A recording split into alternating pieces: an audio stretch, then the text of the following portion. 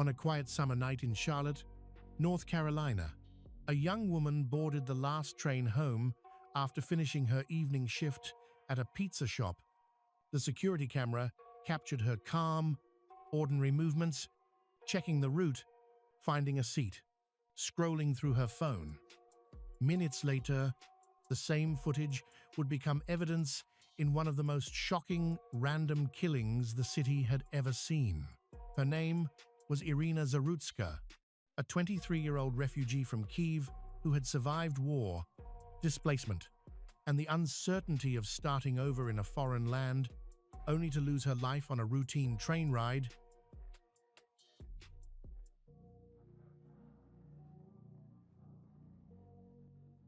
Arena Zerutska was born on May 22, 2002, in Kyiv, Ukraine, to Anna Zerutska and Stanislav Zerutskyi. She grew up with an older sister, Valeria, and a younger brother, Bohdan. The Zerutskyi household valued education, honesty, and respect for hard work.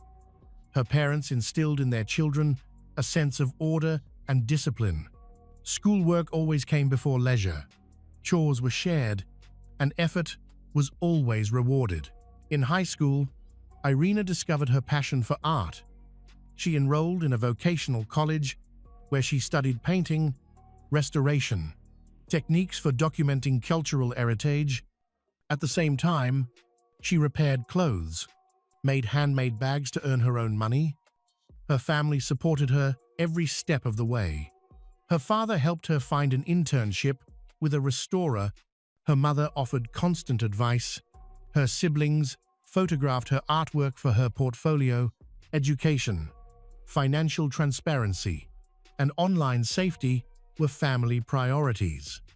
Those years in Kyiv shaped Irina's character: diligent, persistent, detail-oriented, and able to combine creativity with practicality, traits that would later define her life. Dreams. But everything changed in February 2022.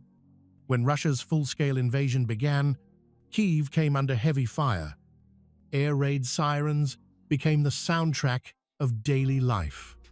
For a time, the family tried to keep some sense of normalcy, cooking, fetching supplies, helping neighbors, but soon, reality consumed them. Stanislav stayed behind to reinforce their apartment, while Anna and the children took shelter in cold, damp basements whenever the alarms sounded. Power outages, lost phone signals, fragments of grim news became their new routine. As missiles struck residential areas and stories of neighbors' deaths spread, the danger was impossible to ignore. Faced with that terrifying reality, the family made an agonizing decision to leave Ukraine. It meant abandoning their home, but survival, especially for the children, had to come first. Anna took charge of finding a safe route. She contacted relatives abroad, researched visa and asylum procedures, and compared options: Poland, Germany, or the Czech Republic. In the end, they chose the United States, where friends had offered to help them resettle. The departure was meticulously planned. Irina packed her art projects, sketchbooks, a few sculpting tools she couldn't part with. Valeria gathered the family's documents and medical records, while Bohdan was allowed to bring a few books and his favorite toys. Stanislav, who decided to remain in Ukraine to protect their home, helped organize everything from afar. Watching his family leave without him was devastating, but he believed it was his duty to stay. Crossing the border marked the beginning of a new life. The family completed the necessary paperwork, underwent interviews, and started the long process of securing refugee status. By summer 2022, Irina and her family arrived in Charlotte, North Carolina. There, they received temporary housing and support from local organizations while awaiting the outcome of their asylum application. Life in America was full of challenges: language barriers, financial struggles, the difficulty of adapting to a new culture. Yet, Irina saw it as a new beginning. She believed that only through hard work and determination could she rebuild her life and find her place in this new world. The Zerutska family stayed close. After arriving in America, Anna focused on keeping the household stable and helping her children adjust to their new environment. Valeria supported her mother, while Irina took the lead in adapting as quickly as possible, enrolling in English classes. Searching for part-time work, Bohdan started school and slowly began picking up the language. Stanislav remained in Ukraine, keeping in touch through video calls, holding on to the hope that one day they would all be reunited. Life in Charlotte, North Carolina, greeted the Zerutska family with a dose of harsh reality, endless paperwork, strict procedures, the immediate pressure to earn an income. The first months were consumed by legal formalities and the struggle to stay afloat. Irina chose the most practical path, studying and working at the same time. She landed a part-time job at a local pizza shop, taking evening shifts so she could attend English classes during the day. Her public transport became her lifeline. She mapped out commutes carefully, timing transfers and train intervals. At the pizza shop, Irina wore many hats. She took orders, assembled pizzas, packed deliveries, handled the register, kept the workspace spotless. She quickly mastered the point-of-sale system, learned food safety standards, followed storage procedures. Management noticed her precision and reliability. She never missed a shift, always arrived on time, often volunteered for extra hours to support the family. Beyond work, Irina also volunteered at a local senior care facility. Her duties included escorting residents to meals, monitoring medication times, logging requests, and helping them video call relatives. Staff admired her calmness, clear communication. She fit naturally into group activities and helped residents feel comfortable. To improve her English, Irina enrolled in classes at a community college. Her goals were focused: to speak confidently at work and to manage official documents without assistance. She kept a detailed vocabulary journal, recording practical words from everyday life, banking, insurance, traffic rules, appliance instructions. She also practiced pronunciation so phone orders at the shop wouldn't cause misunderstandings. The family operated under a strict financial plan. Irina tracked every expense: rent, transportation, food, phone bills, tuition. She saved a portion of each paycheck, determined to earn her driver's license and fund additional training. Valeria helped translate documents, assist with errands, while Anna managed legal paperwork and appointments. Their 2-year roadmap was clear. First, reach college-level English proficiency. Next, obtain a driver's license and buy a small used car for late-night shifts. Finally, expand Irina's skills through industrial sewing and animal care courses at a local center. Irina also dreamed of interning at a cultural institution in Charlotte if a position became available, something that could reconnect her with her artistic roots. Life in Charlotte settled into a rhythm: classes during the day, work in the evenings, volunteer hours on weekends. Irina carried the structure and discipline from her old life in Kyiv into every task she undertook. She logged her progress, reviewed goals each month, and constantly refined her schedule. It gave her a sense of control, a reminder that even far from home, she was still building something meaningful. On the evening of August 22, 2025, Arena Zerutska clocked in for her usual shift at the pizza shop. Her schedule was set to end by 10 p.m., just in time to catch her train home. Once the shift ended, she followed every closing procedure precisely, cleaned her area, packed the boxes, finalized the inventory log, and signed out of the system. Everything was done by the book.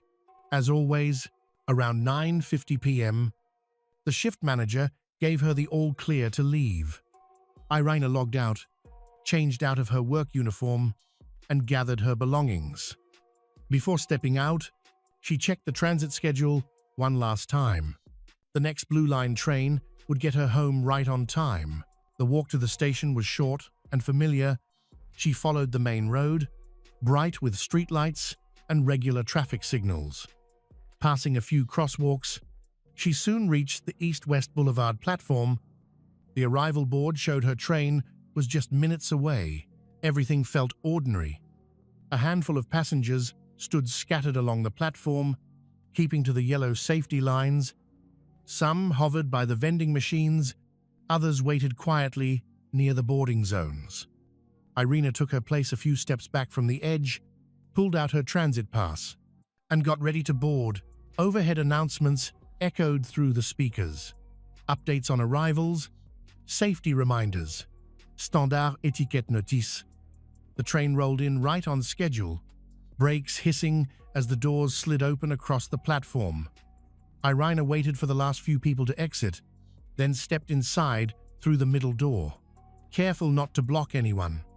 She spotted an open aisle seat near the middle of the car and settled in. Her backpack rested neatly at her feet, phone in hand, headphones in place. The transit rules prohibited taking extra space, so she sat upright, keeping everything tidy and contained. The train started smoothly, the hum of motion steady beneath her. Stop announcements came clearly through the intercom. A few riders were spread out across the car. Some scrolled on their phones. Others stared into the windows. Plenty of seats remained open.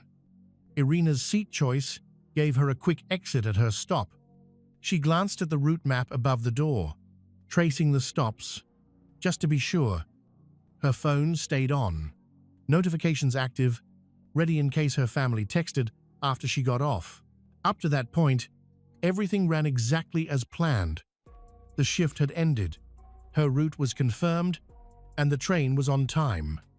According to the internal surveillance footage, the scene appeared calm and uneventful.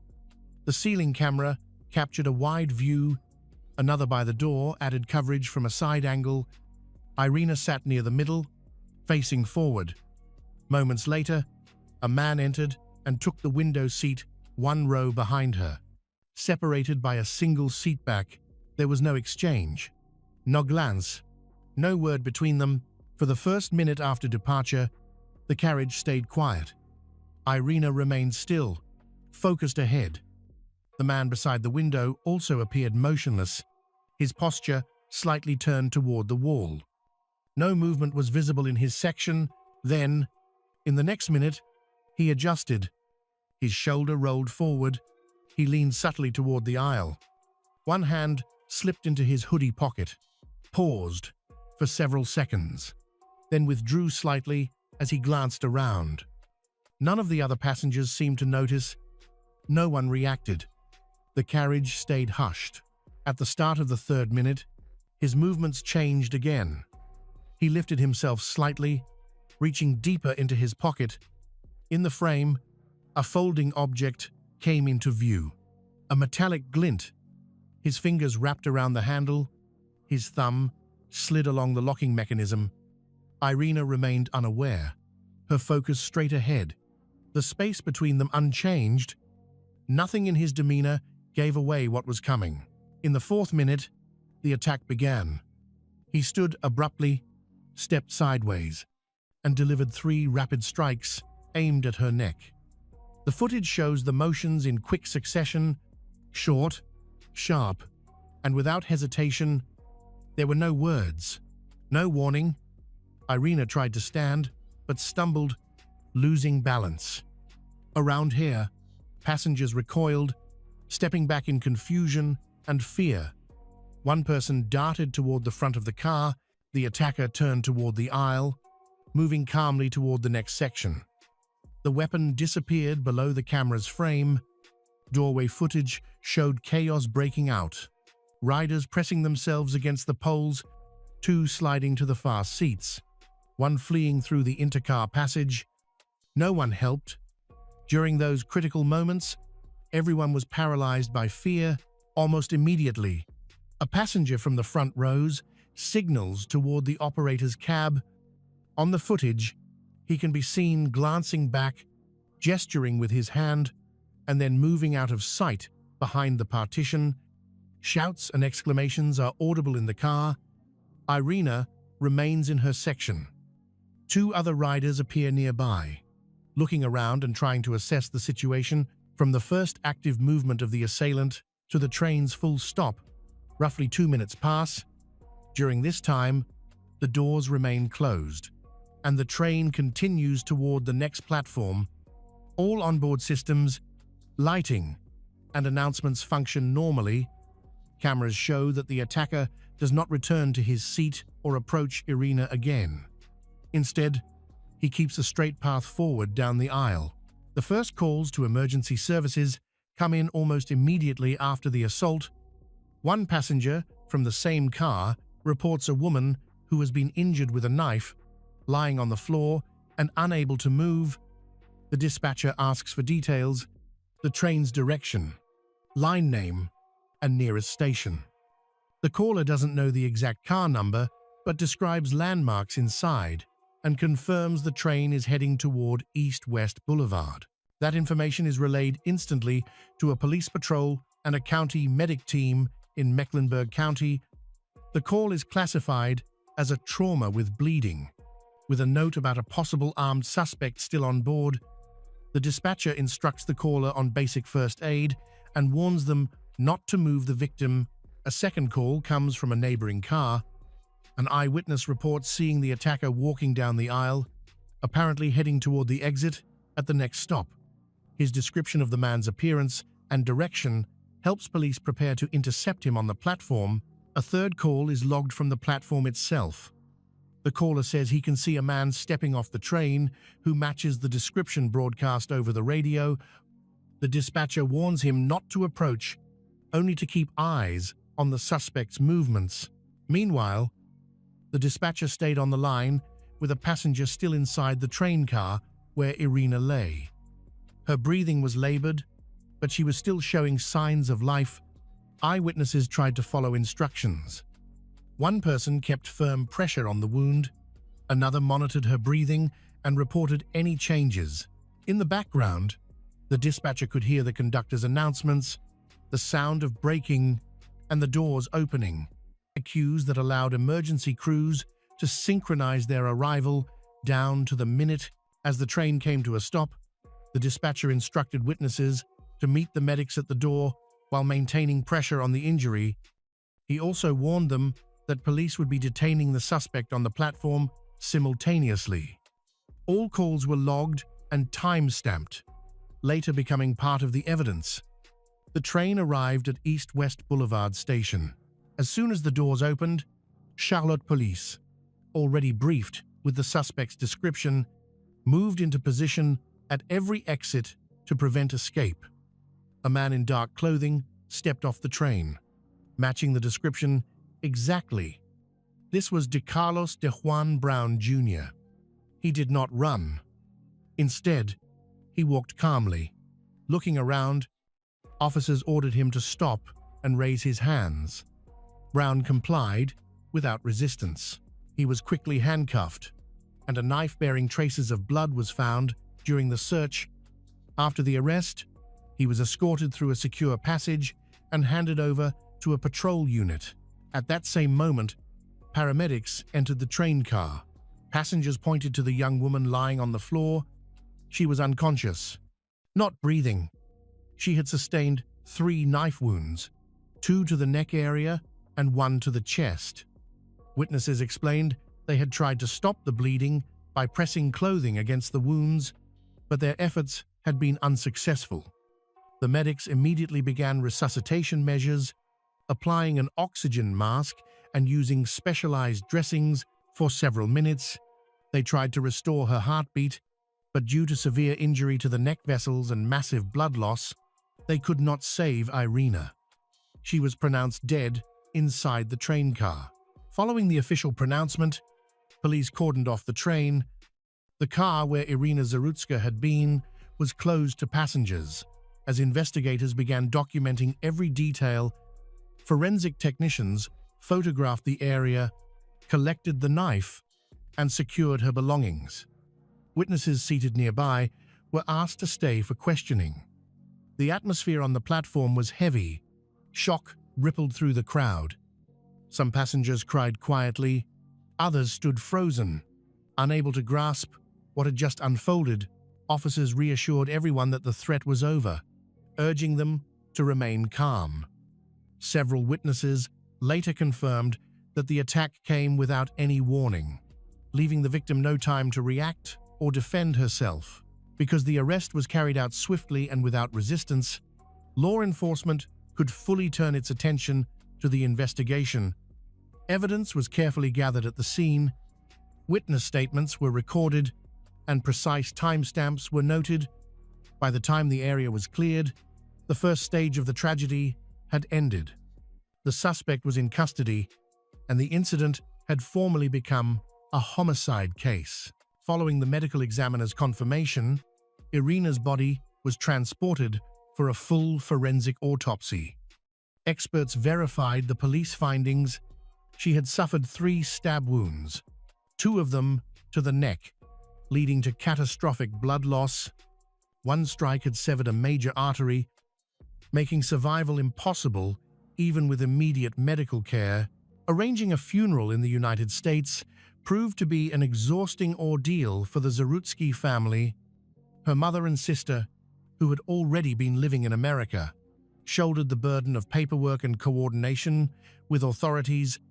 Her father, still in Ukraine, could not attend in person. He joined the preparations remotely through video calls. The distance made the pain even harder to bear. He could not say goodbye to his daughter in person, a loss that deepened the family's grief. The funeral took place in Charlotte, North Carolina. Friends and colleagues remembered Irina as gentle, hardworking, full of warmth. At the pizza shop, where she worked part-time, her co-workers spoke of her generosity. She often stayed late, helped others, and never complained. Staff at the senior care facility recalled her patience and empathy toward residents. The service ended with prayers and a moment of silence. Members of the local Ukrainian community stepped forward to help cover burial expenses, turning grief into an act of collective compassion. Irina's story became a painful reminder of how migration and tragedy can intertwine. At the time of his arrest, Brown already had a long history with both law enforcement and mental health institutions.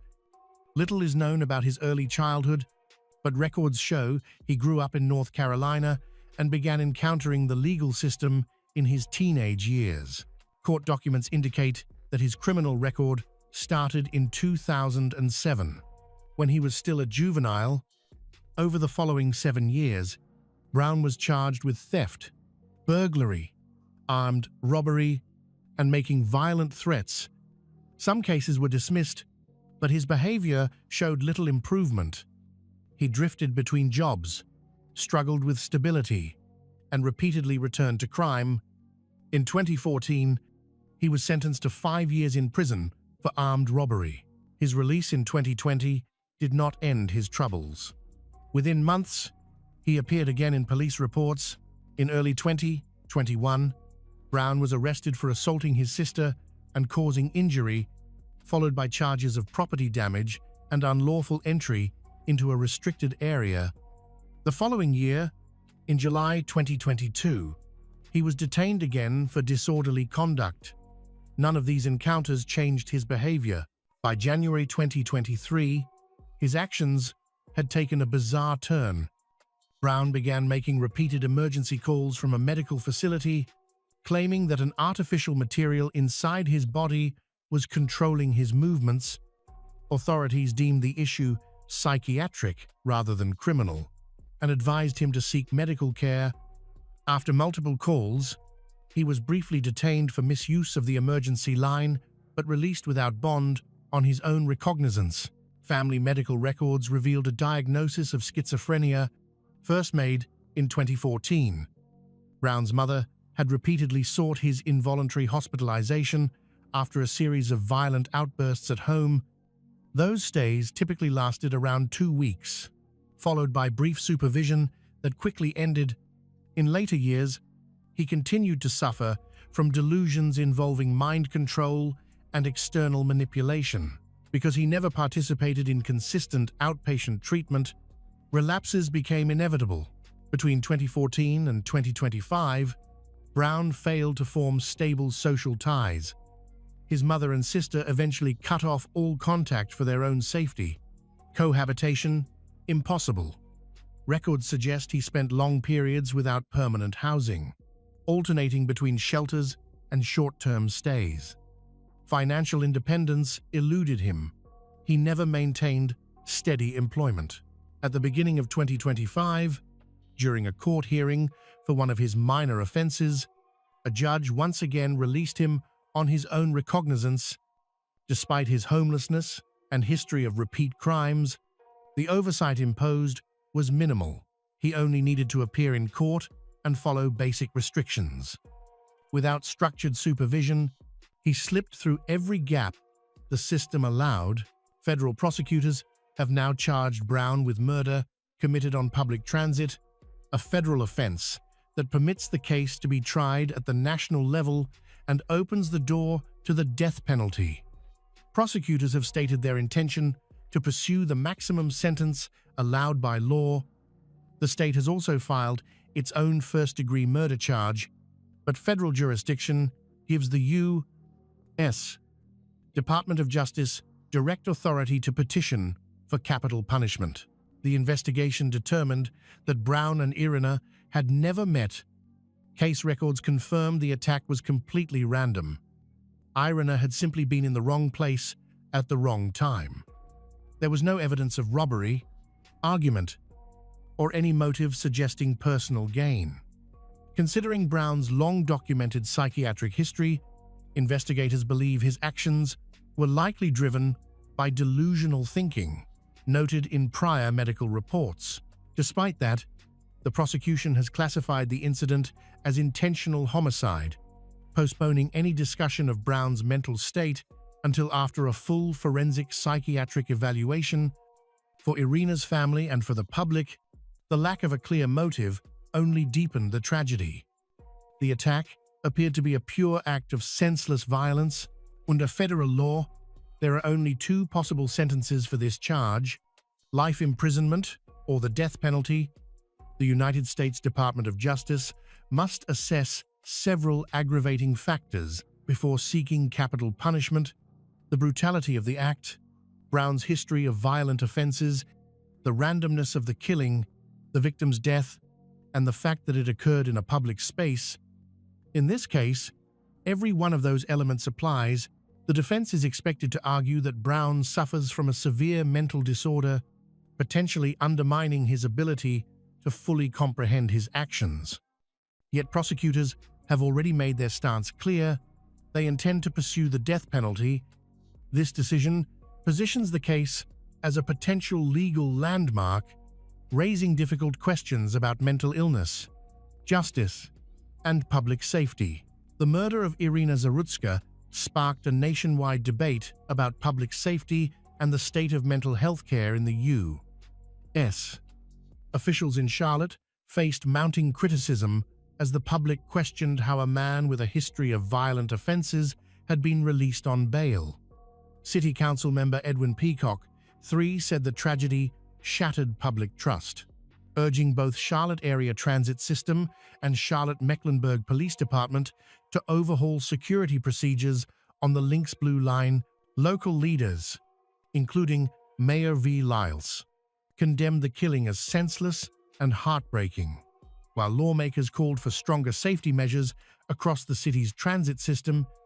In response, Charlotte Area Transit System increased patrols, added ticket checks, and expanded contracts with private security firms.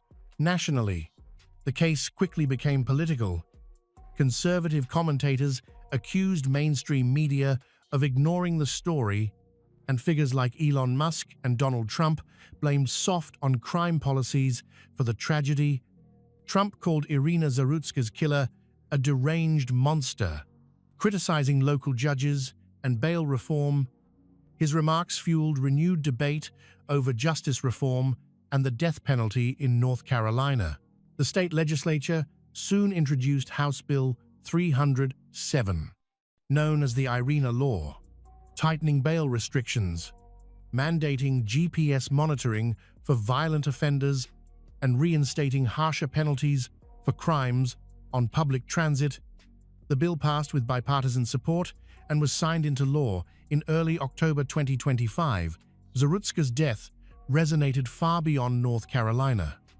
Vigils were held in Charlotte and abroad, with Ukrainian officials expressing condolences and President Volodymyr Zelensky honoring her at the United Nations.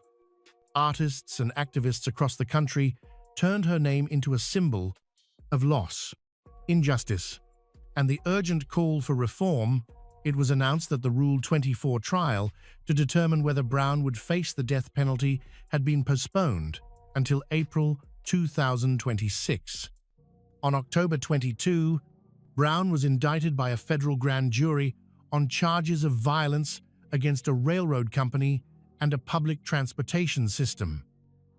On a quiet afternoon in January, the small town in Waller County, Texas, was suddenly shaken by a scene so horrifying that even the most seasoned police officers shuddered. In a guest house located on a large plot of land owned by a wealthy family, blood was splattered on the floor, covering the walls and ceiling. In the middle of the room, the body of a young woman lay motionless, her head severed, a bloody knife thrown next to her.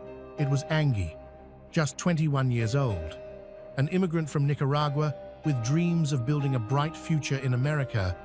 The person standing in that room, eerily calm, was her husband, Jared Dykus, 23 years old, the only son of a prestigious family in the area. How did a love story once considered the American dream turn into a terrible tragedy? Why would a young man born into wealth, raised in a powerful family, commit such a barbaric crime? This is not just a murder, but a bloody warning about the control and violence hidden behind the facade of a seemingly perfect marriage. And to understand how things spiraled into tragedy, we have to go back to the beginning, where two seemingly opposite people collided.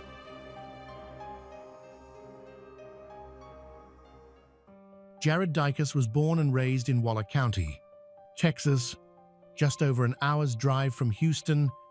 His family was famous and wealthy in the area, owning a lot of real estate and land. They lived in a large house, prominent amidst the vast farms. Previously, the family had a large house and a smaller guest house, but as he grew up, the guest house was converted into his own private residence. Jared chose to live there, realizing the dream of many young Americans by not having to rent a house. He and his young wife, Angi, have lived here together. Angi was born in Nicaragua in 2001. When she grew up, she immigrated to the United States in search of a better life.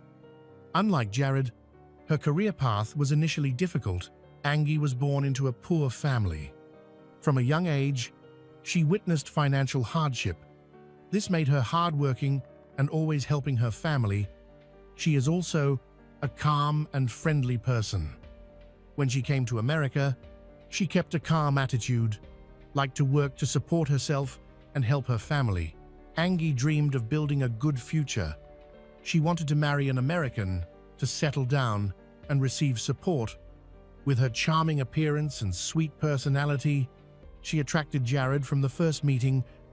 At that time, she had just moved here and did not have many friends. In just a few years, Angi found a place to live and did many things at the same time. Everyone saw that she was happy with her successes. She had many big plans for the future and believed in a good life in America, but she did not expect that she was wrong. Jared and Angi's lives intersected at the end of 2022. Those who know Jared all realized that he was attracted to Angi from the first meeting. He described her as an energetic and charming girl with whom he wanted to build a romantic relationship. Angi, on the other hand, had similar feelings and took the initiative to approach Jared. She saw in him the ideal future husband and father. Despite the cultural and language barriers, her English was not good. She took the initiative. Surprisingly, just a month after meeting, in October 2022, they announced their marriage. They held a small, private ceremony. At first glance, their story seemed like a dream come true for Angi. She had her own house in a small town, and it seemed that this girl from Nicaragua could build an ideal American family, have children, and develop a career. Jared had everything she needed to help her do that. Jared was the son of a wealthy family, had no money problems. He truly loved Angi. However, behind this perfect appearance, everything was not good. Before getting married, Angi regularly updated her social media profile, posting photos and various posts, but after getting married, the number of posts gradually decreased. She almost stopped taking photos with Jared after the wedding. Relatives began to ask about this change, because it was unlike the active and sociable girl like Angi, but she avoided these questions. Many people suspected that Jared had forbidden her to do those things. Angi just evaded, saying that there was no violence in their relationship, but admitted that her husband had an influence on her, making her emotionally exhausted. This did not surprise anyone. Although Jared's family was considered kind, many locals knew that he had a criminal record. He also had problems with banned substances and alcohol. His parents knew this, but they did not tell Angi because they believed that marriage would have a positive effect on their son and that he would give up his bad habits. However, the reality was quite the opposite.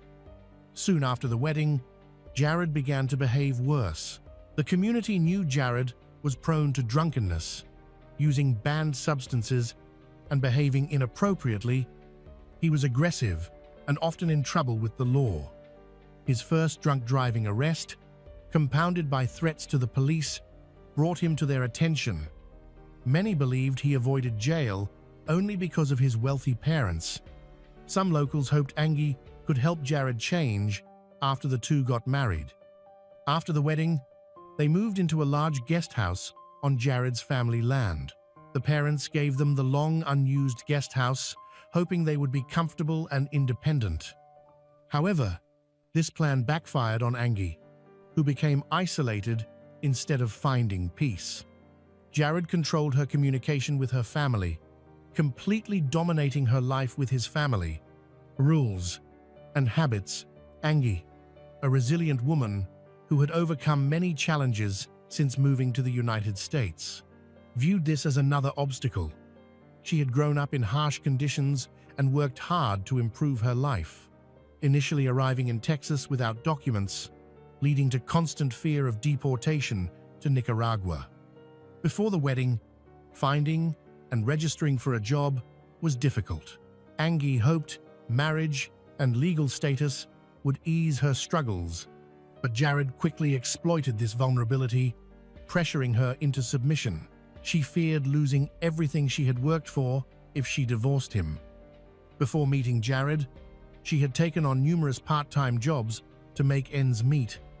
After the wedding, she continued this relentless work ethic, waking before dawn to work at a local gym and then working at a fast food restaurant until late. Marriage did not bring the ease she had hoped for. She still had to work constantly. However, after the wedding, some jobs became irrelevant. She had to look for new part-time jobs, while Jared remained mostly unemployed. He found occasional work, but rarely stayed longer than a month. The small town likely contributed to his difficulties. Everyone knew of Jared's troubled past, making it hard for him to find steady employment. Some believed he was struggling to find his place, while others saw him as exploiting his parents' wealth. He could be charming when he wanted to be. However, this charm faded after marrying Angi, revealing his impulsiveness, insecurity, and anger. Angi was unaware of Jared's persistent behavioral problems until they became apparent after they were married. Within the first month, things changed. Angi began to withdraw from her friends and loved ones. Co-workers noticed her shift from cheerful to depressed, often seeing her crying in secret. She started wearing long sleeves, even in hot weather, as if hiding something. The situation was further complicated by the language barrier. Jared didn't speak Spanish, and Angi's English was limited. Eventually, her inner circle realized that Jared had become her de facto translator, her only link to the outside world, a role he manipulated for his own benefit. He began to control and dominate her. Even as his banned substance use increased, he would leave home and return late at night. Neighbors began to hear their loud arguments and screaming. In public, Angi acted as if everything was fine. She didn't share her problems, kept working hard, and avoided discussing her family life. Many people suspect she was abused both physically and mentally, but she has never confirmed it. She often showed her forearms without bruises, despite wearing long sleeves. She explained her new preference for modest clothing as a response to her husband's jealousy. He didn't want other men looking at her. In late 2022, 3 months after their marriage, those close to Angi and Jared sensed deep tension. The honeymoon ended quickly. Jared, a strong and unstable young man, became increasingly dominant and showed little concern for Angi. She struggled to talk about her problems due to a language barrier and her husband's strict control. She had no family in the U.S.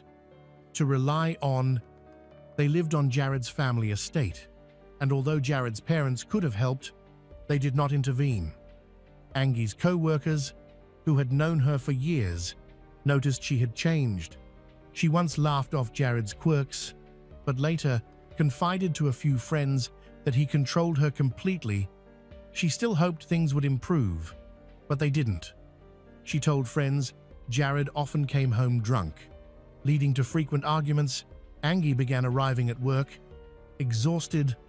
She continued to deny domestic violence, yet understood she was in a vulnerable position.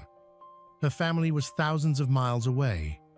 She had no car, little support, and her immigration status made her fearful and dependent on Jared. His parents also noticed changes in him. He grew withdrawn, irritable, and aggressive. They felt Angi pushed back against his behavior rather than trying to control him, but still did nothing. Believing the relationship would eventually make Jared more responsible, they think Angi and Jared just need time. Perhaps Jared's parents felt more at ease because Angi and Jared lived nearby, and their quarrels seemed to be nothing more than shouting. No one had seen physical violence. Angi believed Jared's behavior was driven by alcohol and banned substances, which made him paranoid and aggressive. By the end of 2022, Angi told a friend she was determined to help Jared return to normal. Loyal and supportive by nature, she didn't want to give up. But the crisis continued. In early January 2023, she posted a short video on social media. She was drinking coffee alone, listening to music, and appeared happier by herself than with her husband. The post had a brief, reflective caption. Tragically, she had only days left to live. The morning of January 11, 2023, began like any other. For months, she had followed the same routine. Wake up, eat breakfast, get ready for work, and post a photo of her meal online. Later that day, Jared came home drunk. An argument started and ended abruptly. Around 5 p.m., Jared went to his parents' main house and calmly told them he had a problem. He asked them to come to the guest house where he lived with Angi. The moment they stepped inside, they were horrified. Angi's body lay on the living room floor. She had been decapitated. Blood covered the floors, walls, and even the ceiling. A blood-stained kitchen knife lay nearby, shaken but resolute. Jared's parents did not protect him. They immediately called 911. When police arrived at the guest house, they were stunned by the brutality. Even seasoned officers had never seen such a gruesome scene in their quiet town. Jared was present. He neither fled nor denied responsibility. He confessed to killing his wife, speaking with a disturbing lack of emotion. The police believe Jared was in a compromised state, possibly drunk, high, or experiencing mental health issues. Detectives reconstructed the timeline to understand what led to the tragedy, focusing on Jared's actions before he attacked his wife. Angi. Surveillance cameras showed Jared entering several stores around the city. In one, he walked in barefoot and bought a case of beer. The salesman later said he looked strange but not aggressive. Then he went home, where Angi was waiting. Jared claimed Angi was upset with him, and they argued again. He couldn't clearly remember how the violence began. He said her anger was tied to jealousy and job issues, and he believed he had seen an inappropriate text on her phone. However, a review of Angi's phone found no incriminating messages. She had been texting a co-worker about plans for later that day. Regardless, Jared, under the influence of alcohol and banned substance, became enraged. The situation escalated quickly. Jared grabbed a kitchen knife and attacked Angi. She suffered multiple stab and slash wounds. She showed little sign of defensive injuries, suggesting Jared may have attacked without warning. The medical examiner concluded that when the beheading began, Angi was likely already dead or unconscious from blood loss. The attempted dismemberment intensified the brutality of the crime. It wasn't to hide the body. It appeared intended to desecrate the victim. Forensic teams spent a long time collecting evidence throughout the blood-soaked guest house.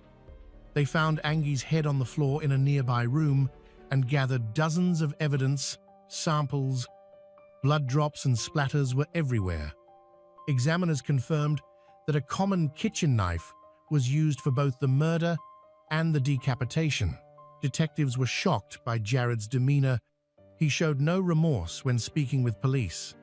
Jared recounted the graphic details without hesitation or emotion. He even tried to minimize his responsibility, claiming Angi had insulted him, an argument untenable. Given the manner of her death, Angi's body was sent for autopsy, and her family in Nicaragua was notified. Tragically, her family could not afford to travel to the United States or repatriate her remains. The local community responded with compassion and organized a fundraiser. Residents were horrified by the cruelty of the crime and questioned whether it could have been prevented. Strikingly, the crime occurred just a short distance from Jared's parents' home, yet they did not intervene. Jared was taken into custody and cooperated with numerous interrogations. He confessed at the scene and later repeated his account in detail at the station. Even while describing the beheading of his 21-year-old wife, he remained calm, with a soft, even voice, treating the killing as if it were routine. He said their relationship had always involved jealousy and control. He claimed there was no love. He believed she wanted legal stability in the country, and he wanted intimacy. When describing the murder, Jared said that in his rage he felt detached, as if someone else were committing the act, suggesting possible mental issues.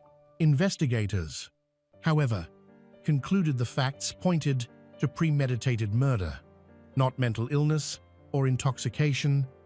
His actions were deliberate.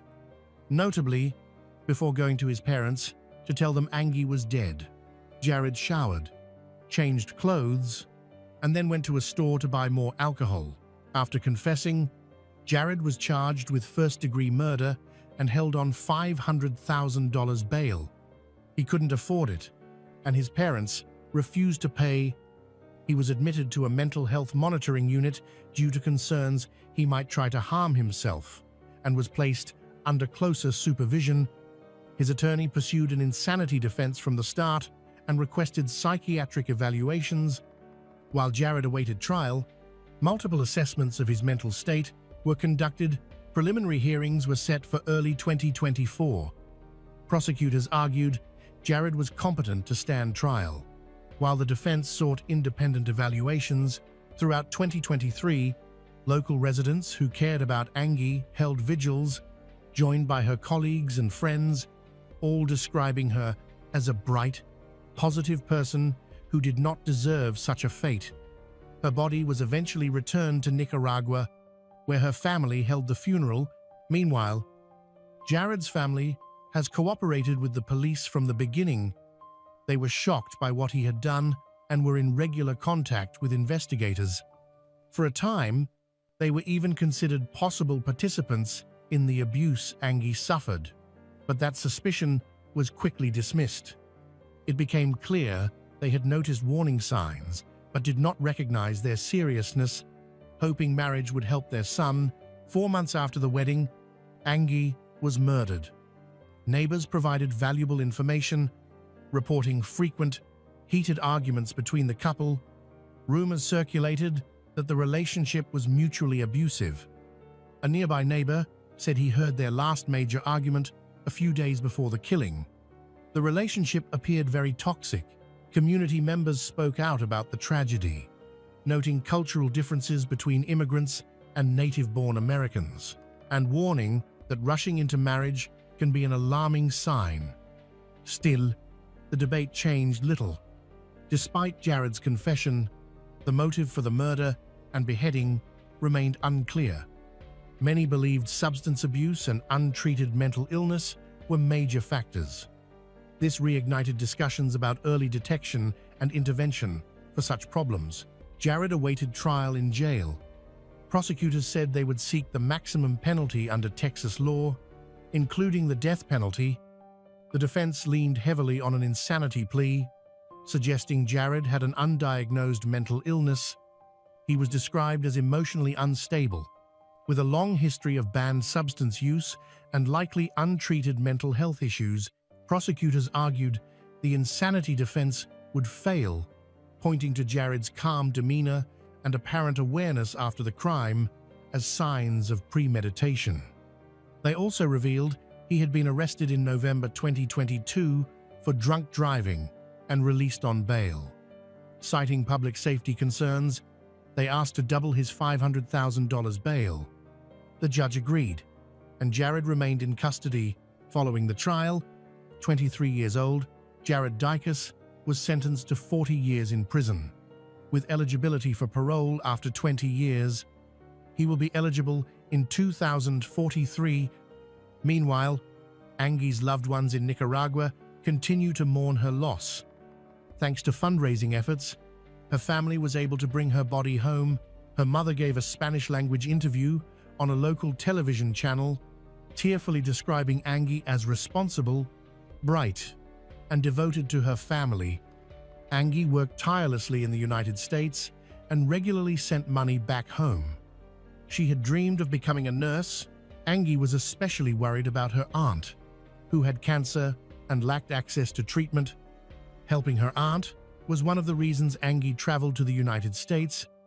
Her story highlights how vulnerable immigration status can make someone. She faced language barriers, struggled to protect herself, and could not fully access support from law enforcement.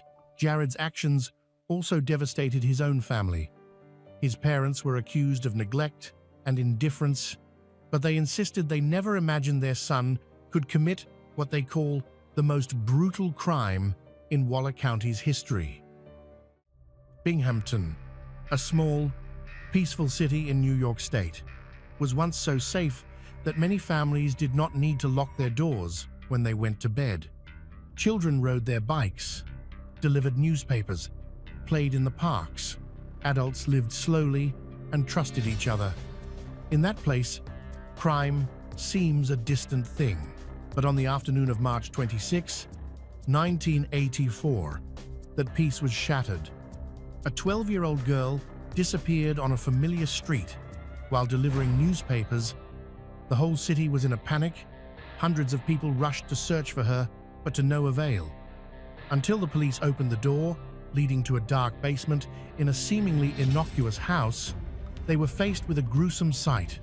The girl's body lay there, wrapped in an old blanket, with traces of the crime imprinted on the walls. From that moment on, Binghamton was no longer mentioned as a peaceful city. So, who was the killer, and how could such horror hide behind the walls of an ordinary home? To find the answer, stay with us until the very end of this video.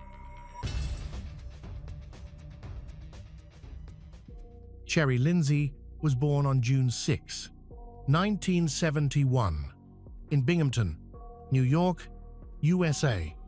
She was one of 4 children. Her father worked in law enforcement, and her mother was a homemaker.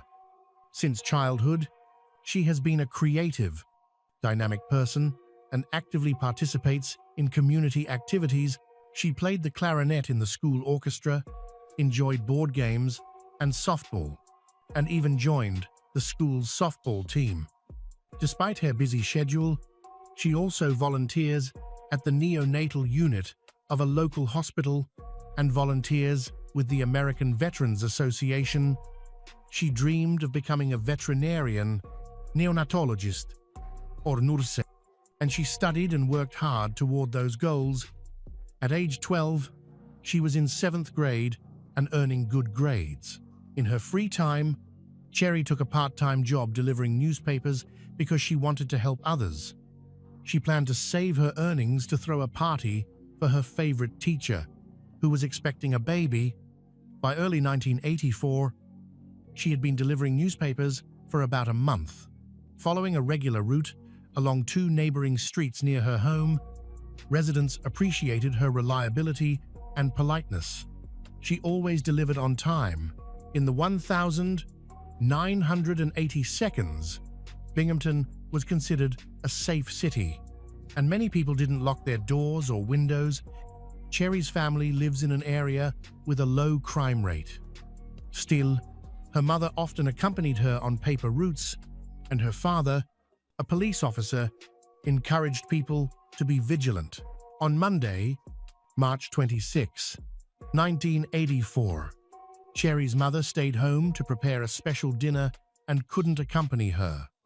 Cherry came home after school and left to deliver papers around 3:30 p.m., promising to return in about an hour so she could call a friend. It was the last time anyone saw her alive. Her mother later carried lifelong guilt for letting her go alone that day. At 4:30 p.m., the phone rang. It was a neighbor boy, a friend of Cherry's, asking to speak with her. Realizing that Cherry hadn't returned as promised, and knowing how punctual she always was, her mother grew concerned. She tried to stay calm, thinking that Cherry might have lost track of time while talking to someone, but she informed her husband. He immediately notified fellow officers to be vigilant and report anything unusual. Following his instructions, Cherry's mother began calling her daughter's friends and relatives. They checked with Cherry's aunt, to whom she was very close, but she hadn't seen her. An hour passed with no news. No one knows where Cherry is, and her parents are very worried. No one had seen Cherry since she left on her regular paper route. Her father and other officers couldn't wait any longer. They began searching the area, focusing on the 2 streets where she usually walked. They also spoke with people along the route, including Cherry's friends. Her best friend reported that they had seen each other from across the street earlier that day and exchanged a quick wave. Cherry stayed focused on her deliveries and didn't stop to chat. This sighting helped investigators narrow down the timeline of her disappearance. The last time anyone saw Cherry was around 4:00 p.m. She was alone, and witnesses noticed nothing unusual. Some people assumed she had gone to visit friends and would return soon. Her parent disagreed. She was a homebody, never went out without permission, and all her belongings were still in her room.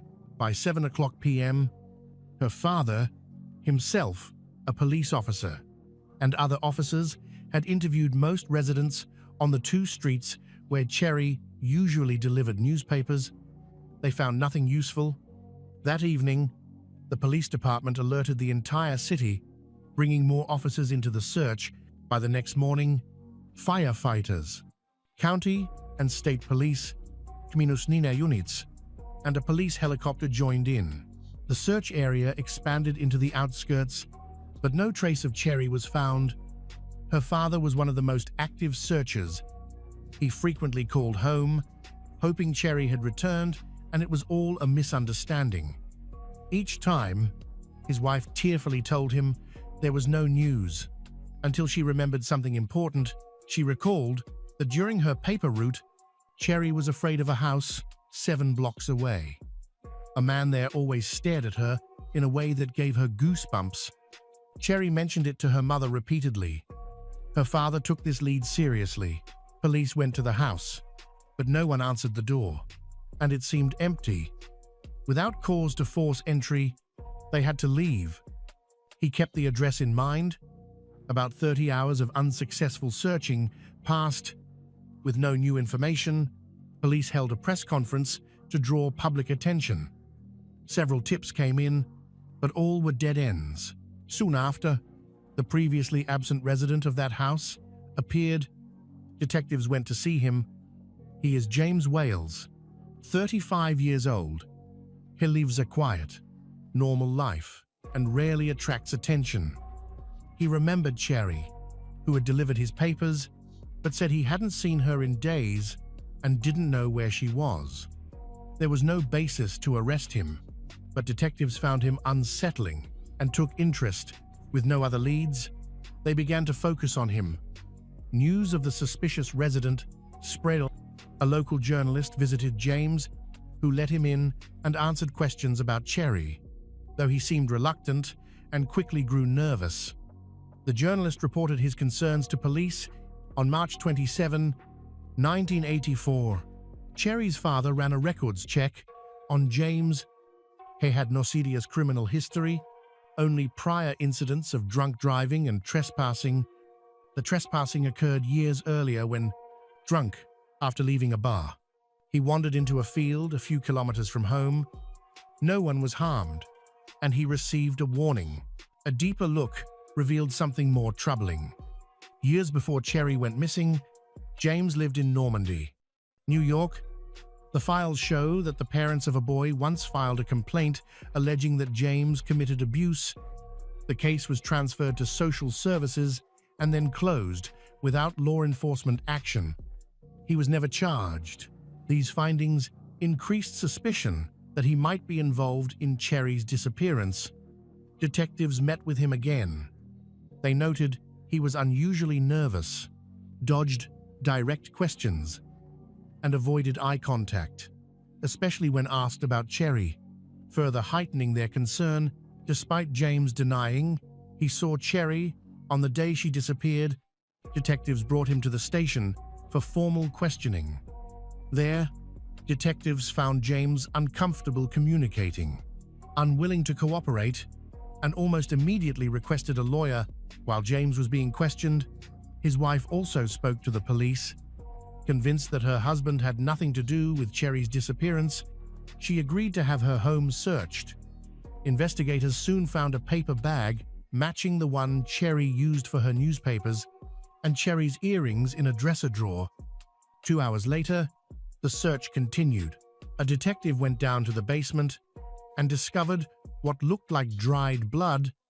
In the back of the room, they found a blanket wrapped around a girl's body. It was 12 years old, Cherry Lindsay. She was dead. Meanwhile, at the station, James continued to deny any involvement.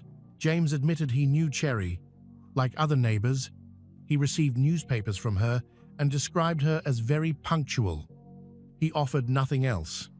When informed about the discovery in his home, he stopped cooperating. Detectives believed his resistance wouldn't last. About 90 minutes later, James confessed. He said Cherry had delivered the newspaper and he lured her inside. She screamed immediately. He tried to silence her by covering her mouth, but she fought back and he began strangling her. As Cherry struggled harder, he grew enraged, grabbed a table leg, and struck her head several times. She lost consciousness, but was still alive. He tied her hands behind her back, stuffed her t-shirt in her mouth, opened the basement door, and threw her down the stairs. Cherry sustained more injuries in the fall. James followed her downstairs, wrapped a clothesline around her neck, and continued strangling her for several minutes. When she showed no signs of life, he abused her without removing the rope. He claimed he had not intended to kill her and blamed the attack on uncontrollable, impulsive violence. He then returned to his routine, finished cooking dinner, and went back to the basement about 15 minutes later. Unsure if Cherry was dead, he used the rope still around her neck to make certain. He hung her from a sewer pipe for about half an hour. Afterward, he wrapped her body, clothes, and some belongings in a blanket, collected her newspapers and the money she had earned that day, showered, changed, and removed the clothes he had worn during the crime. He went to the basement several more times to check if she was dead. His calm, detached description of these actions suggested a complete lack of remorse. Ironically, 35 years old, James was the same man who had helped Cherry with her paper route.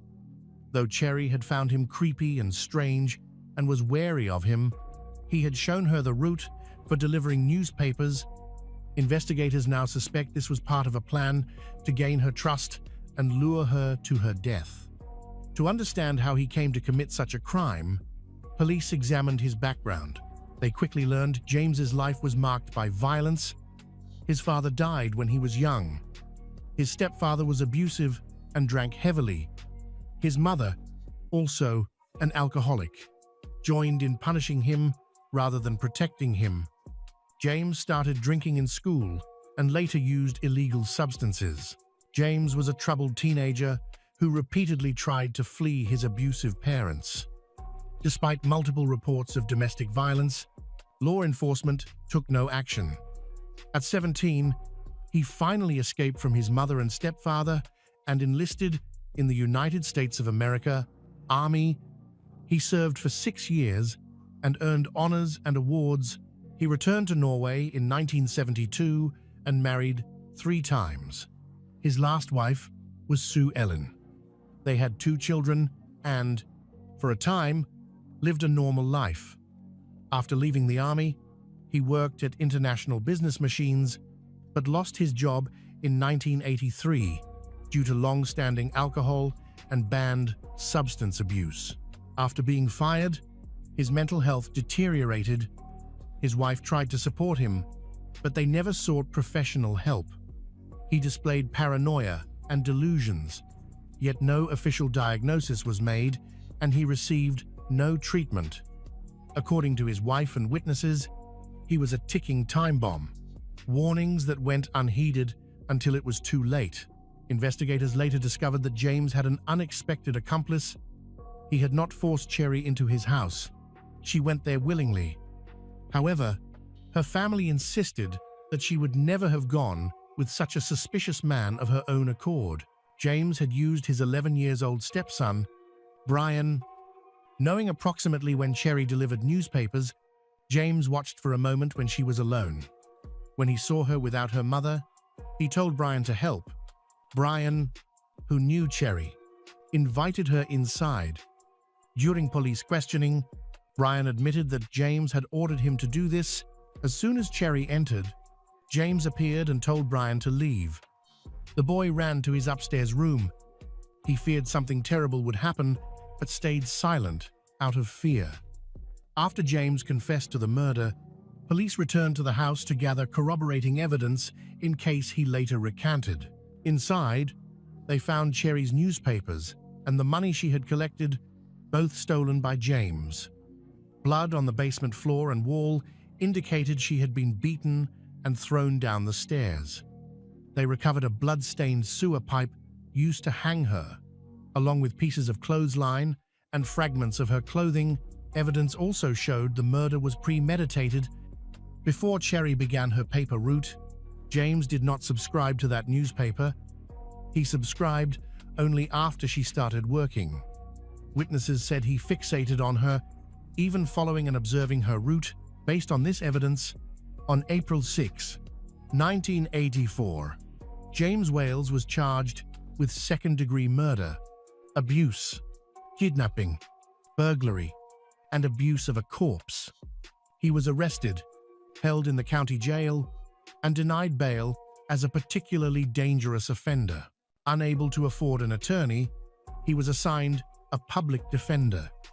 The defense first sought his release on bail and requested a change of venue due to extensive local publicity that could compromise an impartial jury. Both requests were denied. The defense then filed an insanity plea. In 1984, the state governor signed a bill revising the standard for insanity defenses, shifting the burden to showing the defendant did not understand right from wrong. The attorney believed this was James's only chance to avoid a life sentence. The trial, initially set for July 30, 1984, was postponed multiple times at the defense's request. The trial finally began on October 18, 1984. The prosecutor presented detailed evidence: the rope used to strangle Cherry, a table leg with her blood, and James's confession, which he later tried to retract by claiming insanity. The evidence also included the newspapers and money he took after the murder. During the hearing, a defense psychiatrist testified that he believed James was insane, diagnosing him with intermittent explosive disorder, a relatively common condition marked by unpredictable anger and violent outbursts. At the time, about 200,000 people in the United States had been diagnosed with this disorder. According to the expert, James could not resist his impulses to do harm. The psychiatrist said that during multiple meetings with James in jail, he observed a range of disturbing symptoms. In one session, James claimed that during the murder, he believed he was attacking his mother, not Cherry. He blamed his mother for his abusive childhood, hated her, and wanted revenge. The psychiatrist concluded that James was unable to consider the consequences of his actions or control himself at the time of the crime. Two of James's ex-wives also testified. They said he had a tendency toward violence that could take disturbing forms. For example, James likes to strangle during intimacy and has a hard time stopping. The court then heard a detailed account of the murder and the horrors Cherry endured. Cherry's parents struggled to listen. The medical examiner testified that it took about 30 minutes for her to die from strangulation. Based on James's own timeline, even when he hung Cherry in the basement, she may still have been alive. Brian also testified against James. These events were deeply traumatic for 11-year-old Brian. He said he heard screams and muffled thuds. Cherry cried for help, and then it went quiet. Brian was too scared to leave the room because he knew how cruel James could be. He feared he would be attacked next. After 11 days of trial, the jury began deliberations. Notably, the jury did not see all the evidence investigators gathered. The judge excluded crime scene photos of Cherry, her torn clothing, and the marks left on her body, believing such shocking images might prevent the jury from remaining impartial. After 3 hours and 15 minutes, the jury returned a guilty verdict on all counts. The insanity defense failed. On November 12 of that year, James Wales was sentenced to life in prison with the possibility of parole after 33 years, the maximum allowed by state law. In his final statement, he said he was sorry, but it sounded unconvincing. As throughout the trial, James remained impassive and showed no emotion. When issuing the sentence, the judge, citing the brutality of the crime, urged the state never to grant James parole. However, James qualified for the first time in 2017. Cherry's parents could not accept this loss. They moved out of the family home and eventually put it up for sale. By then, the house had a grim reputation. Many believed Cherry's spirit was unsettled and that strange events occurred there. The house became known as haunted. Twice, new residents abandoned it, and neighbors reported moving objects, voix, and unexplained sounds. On July 30, 2020, the ghost house was demolished. At that moment, Cherry's mother also discarded her daughter's newspaper bag, deciding it was finally time to let her go. Cherry's father, however, believed her spirit would only be at peace once the killer died behind bars. The city council honored Cherry's memory in 1984 by naming a local park after her and installing a small memorial there. James was first granted parole on April 12, 2017.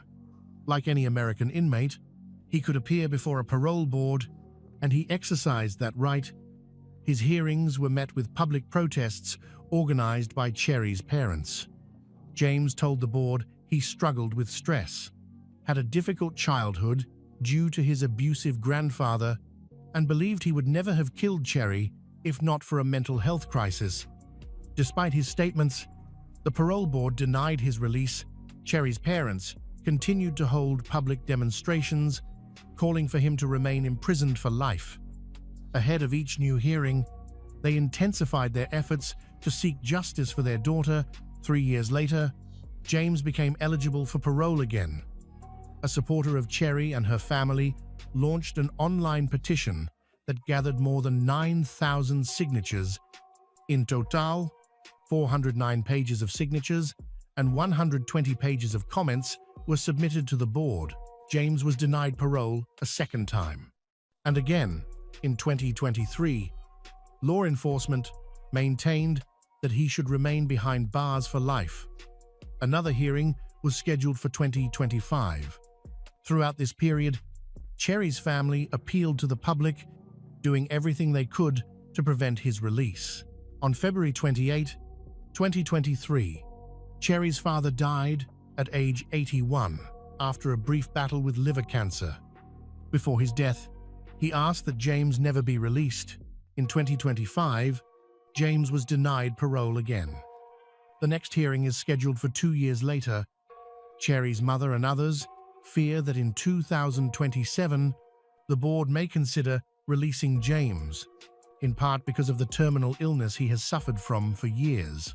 Although the family's leading advocate, Cherry's father, has passed away, his cause continues online and in person. Many supporters, including Cherry's mother, remain determined to ensure that James is never released from prison. On a quiet spring night in 2015, the town of Somerville, South Carolina, was shaken by a disappearance that would soon unravel into one of its darkest tragedies. Ashley Pgrim, a 28-year-old single mother of 3, disappeared after meeting a stranger online. This is not just the story of Ashley's final hours, it is a story of betrayal, of a family's desperate search for truth.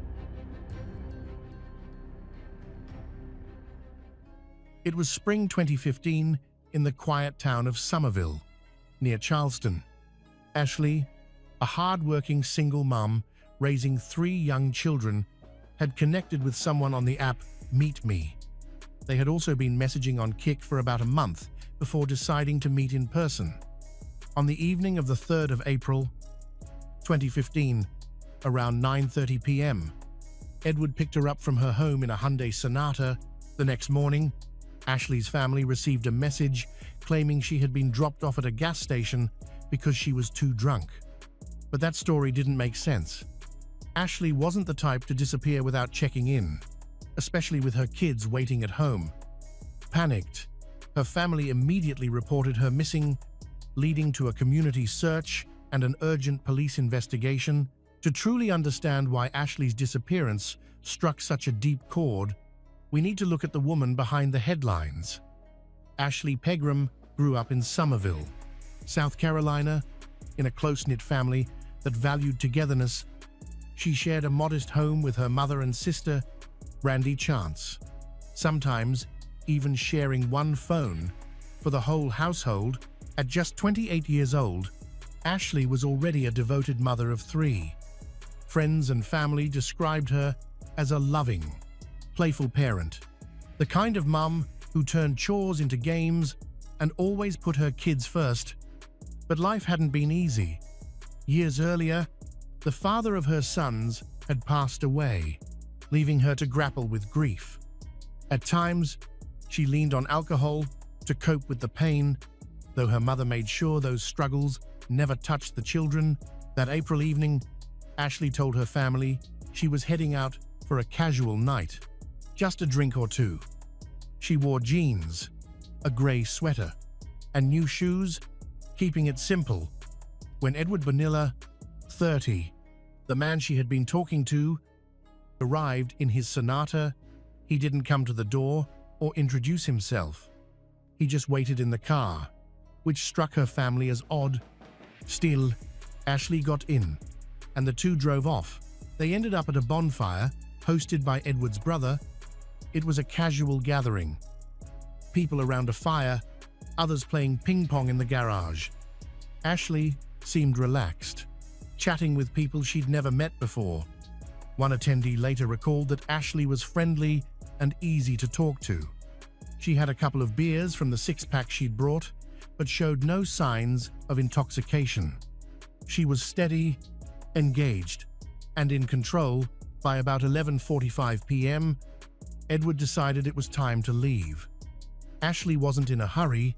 She still had beer left and seemed to want to stay, but he took the rest of her six-pack and ushered her out.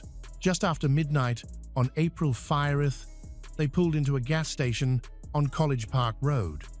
Security cameras captured Ashley going inside at 12:04 a.m., using the restroom, and leaving at 12:11 a.m.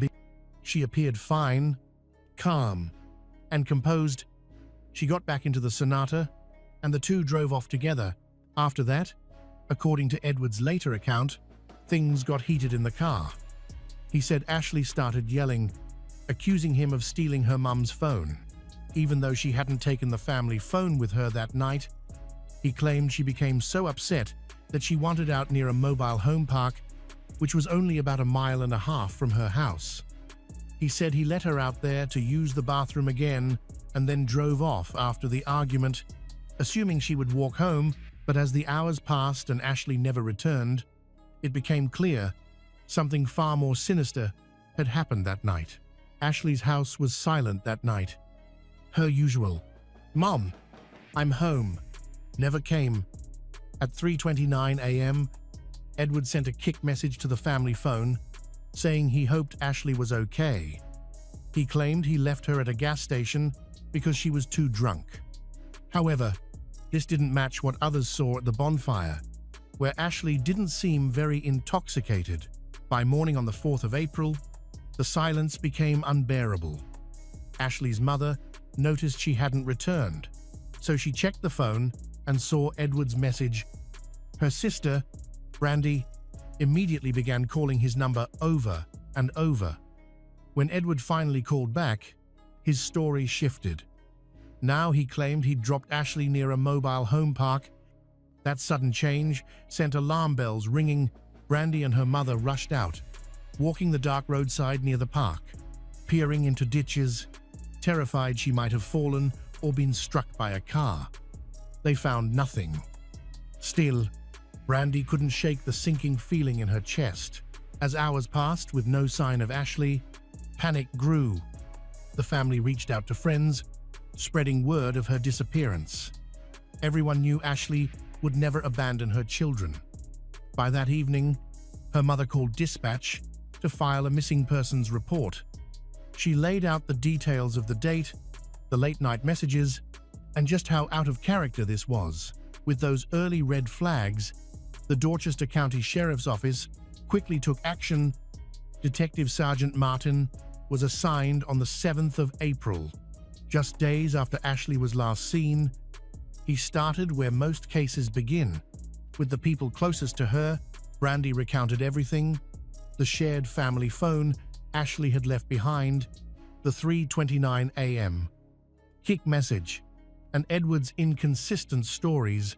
Martin quickly saw that this wasn't a case of someone walking away from their life. Ashley had no history of disappearing. She was a devoted mother, with no enemies, no bitter disputes. Her world revolved around her kids. Friends and neighbors echoed the same picture. Ashley was lively, photogenic, the kind of person who lit up family gatherings. No one recalled seeing strange cars beyond Edward's Sonata that night, nor hearing arguments near the house. Still, some hinted at her vulnerability, saying grief sometimes led her into impulsive choices. One friend remembered Ashley was depressed, making poor decisions and things like that because of it. Neighbors joined the family in combing ditches and wooded lots, but the searches came up empty. Police pushed flyers, took in tips, and monitored social media, but no breakthrough came. Then came Edward. On the 8th of April, at 6:00 p.m., he walked into the sheriff's office for an interview. At first, he seemed cooperative.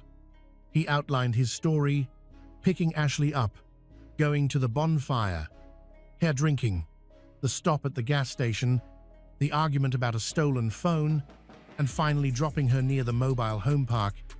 He even pointed to a scuff mark on his car's front right quarter panel, claiming Ashley had kicked it in anger. But Martin's eyes caught a detail Edward didn't expect. The mark wasn't shaped like a normal kick. It was narrow at the bottom and wider at the top, exactly the kind of impression you'd see if someone had been on their back, kicking upward.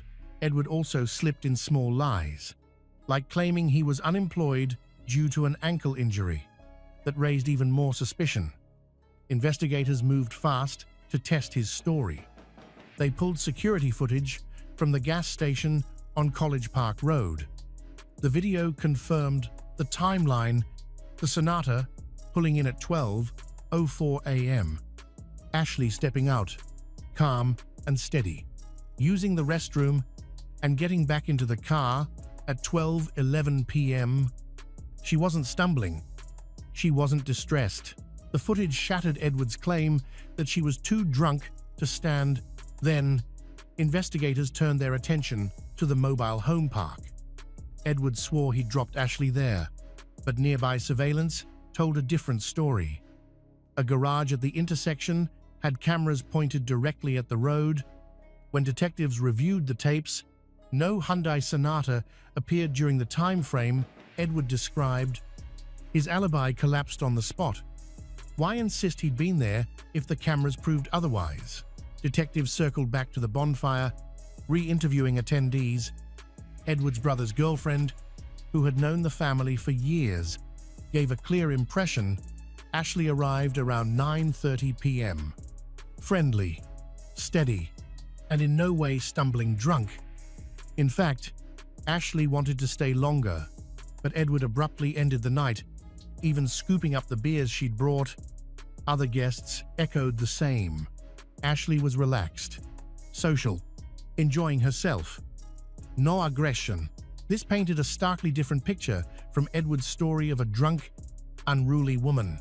Then came a breakthrough from an unexpected source. A tip from Edward's ex-girlfriend revealed he wasn't unemployed at all. He worked at cobble flooring and had access to company vans.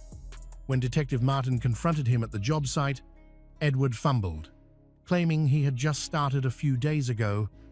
His boss quickly corrected him, saying Edward has been working there for 8 months. The lie raised even more questions. Why conceal his work? What was he hiding about those vans? Investigators acted fast. Edward's boss mentioned that he had seen Edward heading to the company van as if to retrieve something. Martin moved quickly, securing the Ford Econoline before Edward could touch it. Inside, the sight was chilling. Red stains streaked the walls, ceiling, and scattered items. A dented polyurethane missing its handle, tested positive for blood. Detectives collected Ashley's DNA standards, a toothbrush, a hairbrush, and sent everything to the lab. Within days, results came back. The blood in the van was Ashley's. The spatter patterns suggested something far worse, that she had suffered repetitive force while still alive. Attention then shifted to the Sonata. With Edward's mother's cooperation, investigators located it in North Charleston and seized it for processing. No obvious blood was found, but the suspicious shoe print on the car's panel was preserved. Step by step, Edward's carefully spun story was unraveling. Digital forensics made the noose even tighter. Cell phone records showed Edward's device pinging towers far from his normal routes. On the 4th of April, between 6:44 a.m. and 7:12 a.m. His phone was in Harleyville. Hours later, pings placed him back near work. What was he doing there? Search efforts widened. Authorities scoured reservoirs near Edward's apartment complex, even calling in the Department of Natural Resources to help scan the alligator-infested waters by boat and air. But no trace of Ashley surfaced. Still, investigators knew the case was building. By mid-April, the evidence was overwhelming: blood in the van, phone pings pointing to suspicious travel, witnesses contradicting Edward's story, and his lies about even the simplest details. On the 15th of April, 2015, detectives decided enough was enough. They moved to arrest Edward Bonilla for obstruction of justice, citing his repeated deceptions. When officers arrived at his apartment complex, the scene only deepened their suspicions. Edward was dragging a suitcase toward a rental SUV, seemingly preparing to vanish. The timing was telling. He was taken into custody without resistance. What began as a missing persons case was now a homicide investigation, with Edward squarely in the spotlight. To understand Edward Bonilla, investigators dug into his background. Born and raised in Dorchester County, he attended local schools, where classmates remembered him as someone who blended in with the crowd. He had a brother, Anthony, and the family often gathered for casual get-togethers, like the bonfire Ashley attended that night. Outwardly, Edward seemed ordinary, with a steady job and a long-term girlfriend, but text records revealed another side. While making plans with his partner about dinner and intimacy, he was also messaging Ashley. It painted the picture of a man leading a double life, showing little concern for loyalty or honesty. Professionally, Edward had worked at Cobble Flooring for 8 months, installing flooring and driving company vans. His criminal record was minimal. No serious charges that might have raised alarms, but people who knew him later described a pattern of disregard toward women. When first questioned after his arrest, Edward stuck to the story he'd told before. He repeated the detail about her supposedly accusing him of stealing her mother's phone and kicking his car in anger. But detectives pressed him about the inconsistencies, particularly the surveillance footage showing no Sonata near the mobile home park. As the weeks passed and evidence like Ashley's blood in the van was presented, his answers grew evasive. Though he never confessed outright during interrogations, the walls were closing in. By early May, the case took a decisive turn. On May 5, 2015, based on the forensic results and the mounting circumstantial evidence, Edward Bonilla's charges were upgraded to murder. Investigators didn't believe the crime was premeditated. Instead, they theorized it stemmed from a confrontation that escalated into violence. His pattern of disrespect toward women, combined with Ashley's resistance that night, suggested the encounter spiraled out of control. Just 3 days later, on May 8, 2015, during a private consultation with his attorney, Edward finally broke. He revealed the location of Ashley's body, a remote, wooded tract off Brown Road near Harleyville, the same area where his phone had pinged weeks earlier. Authorities launched a search immediately. On May 9, 2015, search teams, including volunteers and dogs, scoured the site. Deep in the woods, far from any main road, they discovered Ashley's remains. She had been there for more than 5 weeks, lying face down in the mud. Her body was naked except for a red bra, partly wrapped around her neck. Nearby lay a black garment. Her eyeglasses, later matched to family photos, confirmed her identity. Black electrical tape was still looped around her right wrist and neck. Clear evidence of restraint. The autopsy ruled her death a homicide by violence. Discolorations on her scalp were consistent with repeated blunt force trauma. Even after the discovery, Edward's story shifted only slightly. He suggested that restraint during the altercation had gone wrong, but he stopped short of taking full responsibility. By then, however, the evidence spoke louder than his words. The investigation had moved into its next phase, preparing for trial. The trial began on August 8, 2016, in Dorchester County and lasted 4 days. The prosecution argued that Edward intentionally killed Ashley, presenting a timeline of lies and physical proof. They showed gas station surveillance footage of Ashley appearing sober, which contradicted Edward's claim that she was extremely drunk.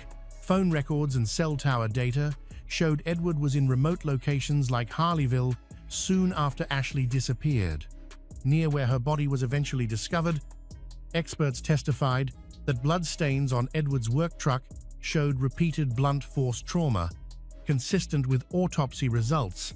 The prosecution also pointed out that Ashley had a muscle relaxant called cyclohexanone in her system, which she had no reason to take, suggesting she was drugged without her knowledge. Furthermore, the prosecution emphasized that Edward's story changed multiple times, including where he claimed to have left Ashley. They also highlighted his lies about his job and his attempt to escape before being arrested. The prosecution concluded that his actions were not accidental, but a deliberate cover-up of a crime. The defense argued that Ashley's death was a tragic accident caused by a misunderstanding. Edward testified that Ashley became angry after they stopped at a gas station, accusing him of stealing and getting out of the car. He said he accidentally ran her over while backing up. Then, to stop her from attacking him, he held her in what he described as a bear hug, possibly a chokehold. He didn't realize she had stopped breathing until it was too late. Edward admitted he panicked. He put Ashley in the trunk of the Sonata temporarily, then left her on a frontage road. Later, he used his work van to move her body and bury her in a shallow grave. Using a board as a shovel, the defense pointed out that Edward had no serious criminal record. They suggested that the blood evidence was consistent with an accidental struggle, not a deliberate murder. They asked the jury to consider lesser charges, such as involuntary manslaughter, arguing that it was a brief loss of control without any intention to kill Ashley. After deliberating, a jury found Edward Bonilla guilty of murder on August 11, 2016. The judge described the handling and disposal of the body as particularly cruel and sentenced Edward to life in prison without parole. He appealed the conviction in 2019, arguing issues with evidence, admission, and trial conduct, but the South Carolina Court of Appeals upheld the decision, affirming the life sentence. Betrayal doesn't always come with raised voices or broken vows. Sometimes it arrives quietly, disguised as love and care, a glass of water, a vitamin handed at bedtime, a calm voice saying, "Everything will be fine." For Hannah, that betrayal came from the one person she trusted most, her husband. As Hannah weakened day by day, Brian was more than her caretaker. He was the source of her suffering. Behind his polished image as a chiropractor and devoted father, he had set up a financial plan not for their future, but for the time after her death. He'd taken out multiple life insurance policies totaling over $1 million, all listing him as the sole beneficiary. What looked like devotion was, in truth, calculation. What seemed like protection was exploitation. And in the end, the man who vowed to cherish his wife in sickness and in health used her sickness as the path to his own fortune This is the story of a marriage that became a contract of death, where love was poisoned for profit. Hannah lived in Decatur, Alabama, in a home organized entirely around her children's routines. Her days revolved around early wake-ups, daycare drop-offs, meals, naps, and evening activities. She manages the household and works part-time as a skincare specialist, sometimes seeing clients at home, sometimes at a guest house. She did not pursue a steady full-time career. Her husband, Brian Mann, was the family's financial breadwinner, allowing her to focus on housework and raising the children. They married in 2018. By the time of these events, Hannah was in her early 20s. Brian, her husband, was a local chiropractor who ran his own practice. Brian's clinic had a reputation for order and professionalism, friendly receptionists, spotless rooms, and strict scheduling. Patients praised his attentive consultations, personalized treatment plans, and reliable follow-up for chronic conditions. His strong reputation brought steady referrals, and the community trusted him.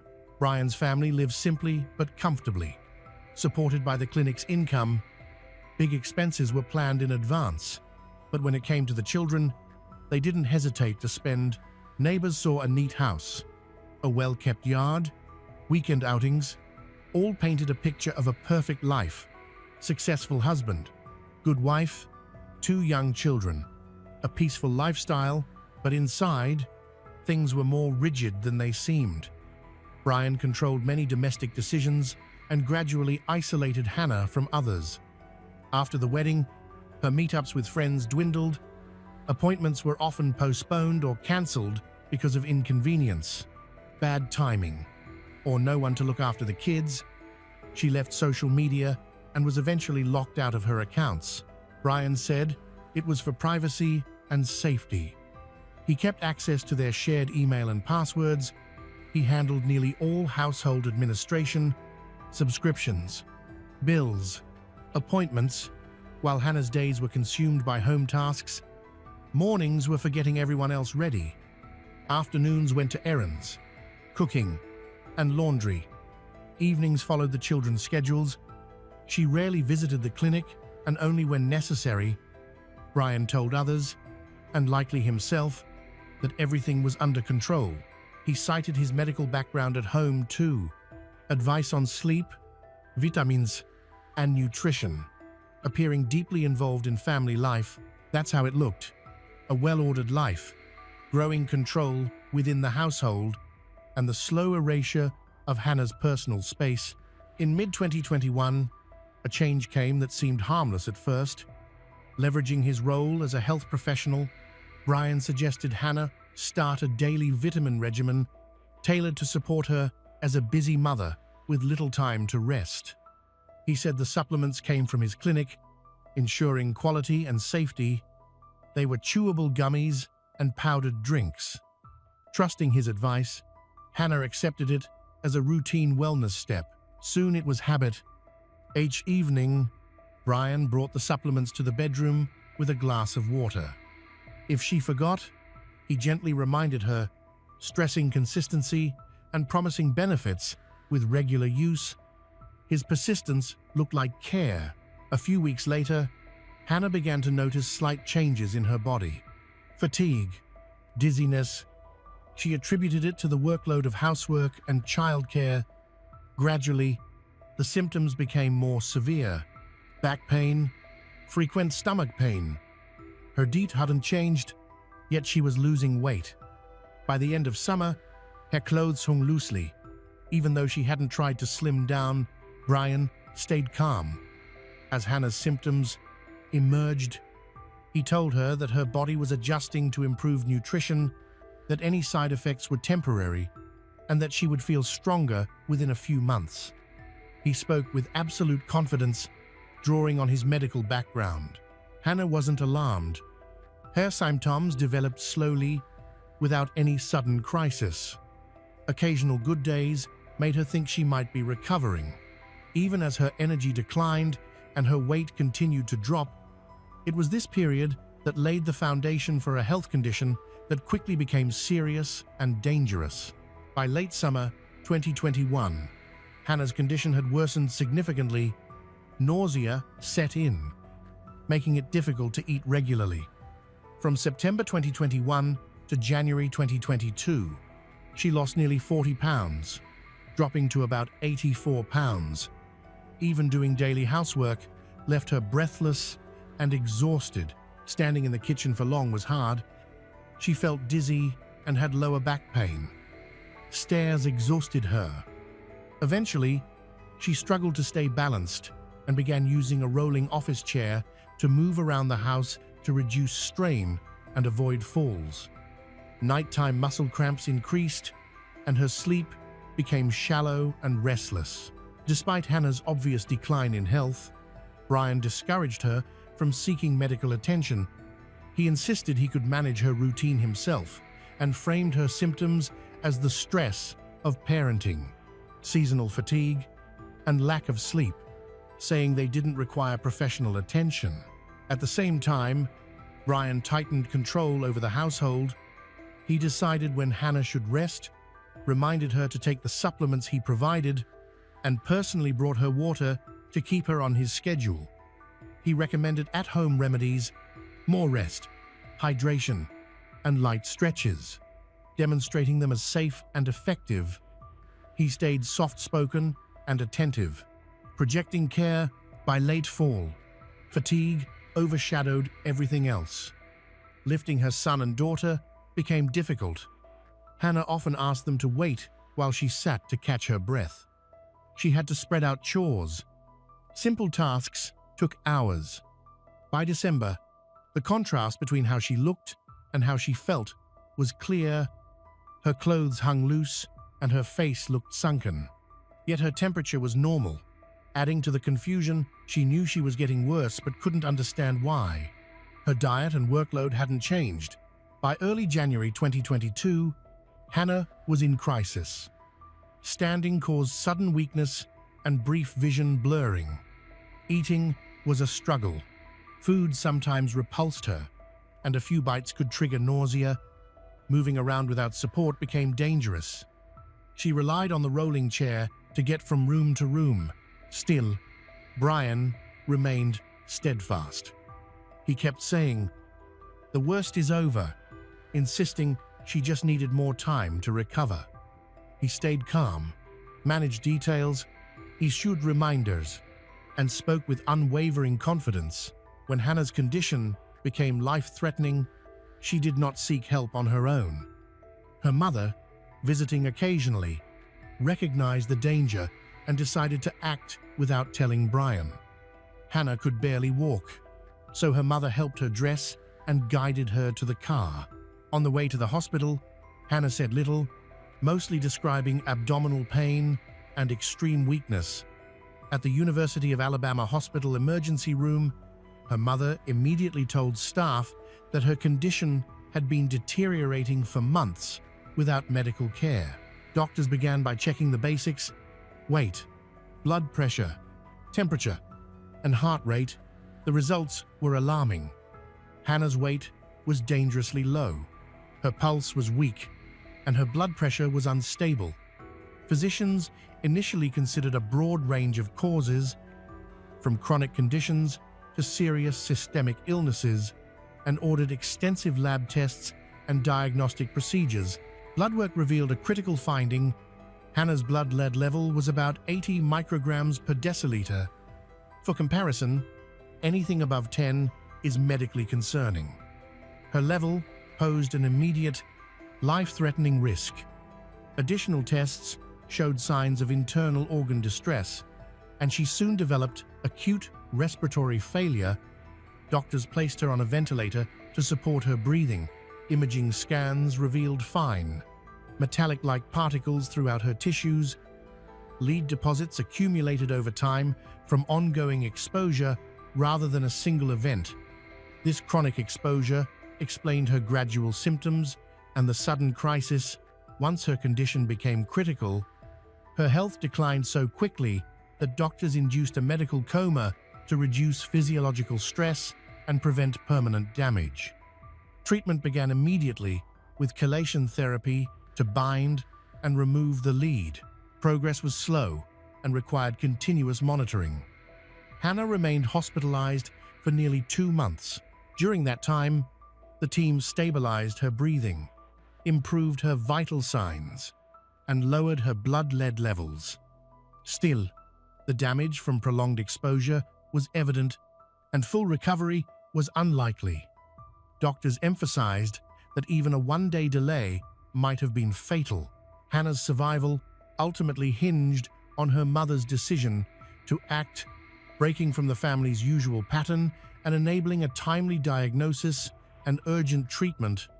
Once the diagnosis was confirmed, the hospital notified the Morgan County Department of Human Resources, which then alerted state investigators in Alabama. Specialists in toxic metal exposure took the case. Their first step was to test Hannah's family home for environmental sources of lead. They began in the kitchen and bathrooms, collecting water samples from every faucet and removing filters for analysis. They documented the condition of the plumbing and dishware used for food and drinks. Investigators also collected paint chips from older surfaces, dust samples, and soil from outside. They reviewed pantry items, including foods and nutritional products given to the children. Brian cooperated, pointing out the vitamin supplements Hannah had been taking from his clinic. He also suggested fast food as a possible source of exposure. Investigators documented his comments, but quickly ruled out that theory. With a blood lead level near 80 micrograms per deciliter, other cases would likely have appeared, yet no similar local incidents were reported. Furthermore, Brian and their other children showed no signs of lead exposure, undermining the idea of common environmental source. Initial lab tests of the home's water, paint, dust, pantry items, and nutritional products showed no hazardous lead levels or notable abnormalities. At this point, investigators had found no typical household source of contamination. They recommended testing for all household members. Brian reported that his son and daughter's results were normal and said he would complete his own testing later at a separate facility.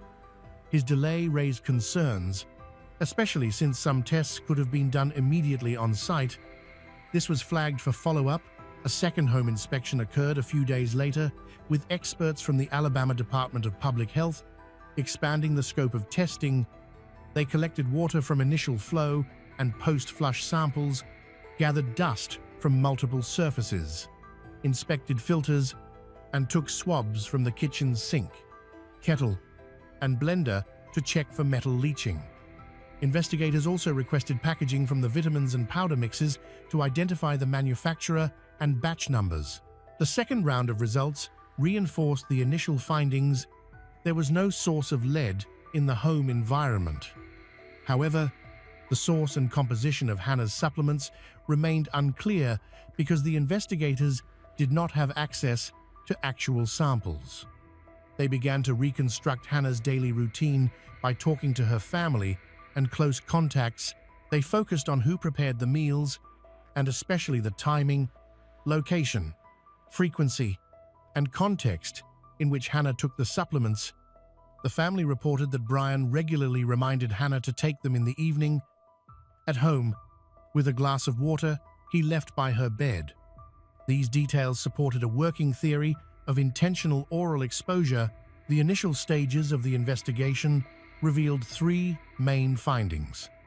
There was no evidence of lead contamination in the home environment. The hypothesis of exposure through eating at restaurants was not supported by any definitive data. Further consideration of factors related to dietary supplement use, particularly Brian's direct role, warranted further scrutiny. As a result, investigators shifted their attention to Brian, verifying his statements and checking whether he had access to lead outside the home. After Hannah was hospitalized, Brian arrived at the hospital, claiming he had performed a self-exam. He said he used X-ray equipment at his own clinic and believed he saw a foreign substance in his body that could be lead. This claim puzzled the medical team. Self-diagnosing with X-rays is highly unorthodox, and using clinic equipment for personal testing is not standard practice. Physicians insisted he undergo a full, independent evaluation. When Brian realized the hospital would conduct the tests, he became visibly anxious. Screening confirmed the presence of lead in his system, but only at a low level, consistent with very recent exposure, too low to cause symptoms and not indicative of long-term accumulation. This is in stark contrast to Hannah's results, which showed clear evidence of prolonged exposure at high levels over several months. Experts concluded that Brian had likely ingested lead shortly before coming to the hospital to present himself as a fellow victim. This may have been an attempt to appear proactive and concerned, but the exposure timeline did not match and undermined his story. Interviews with colleagues and acquaintances further showed that Brian exhibited no symptoms of chronic lead exposure throughout Hannah's illness. His behavior and physical condition remained normal. To investigators, this strongly suggested Hannah's poisoning was not accidental. The pattern pointed to deliberate poisoning with no apparent risk to other family members. Brian's attempt to cast himself as a victim only deepened suspicion. Authorities believed he was trying to divert attention from the central issue, how lead had been entering Hannah's body over an extended period. In summer 2022, a contractor who had worked for Brian the previous year contacted investigators. He reported that in 2021, he had installed an X-ray room at Brian's clinic, lining the walls with lead sheets. After completion, leftover lead sheets and scraps remained. According to the contractor, Brian asked that the unused pieces be left behind, saying he would handle them. At the time, this seemed routine. Brian owned the clinic and had paid for the materials, but after learning of Hannah's diagnosis, the contractor reconsidered. He gave an official statement to police. Investigators compared his account with Hannah's medical timeline and found a match. Her symptoms worsened markedly in August 2021. Shortly after the clinic renovation was completed, the dates aligned. Brian gained access to lead just before Hannah's prolonged illness began. This gave investigators a documented external source of the toxic metal separate from the family's home. The contractor on the clinic project provided a detailed timeline from start to final cleanup. He explained standard procedures.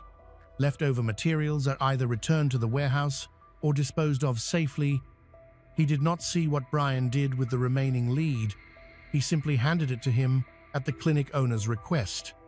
Investigators obtained the service agreement, start and completion dates, and a full materials list, confirming both the timing and presence of lead-based shielding.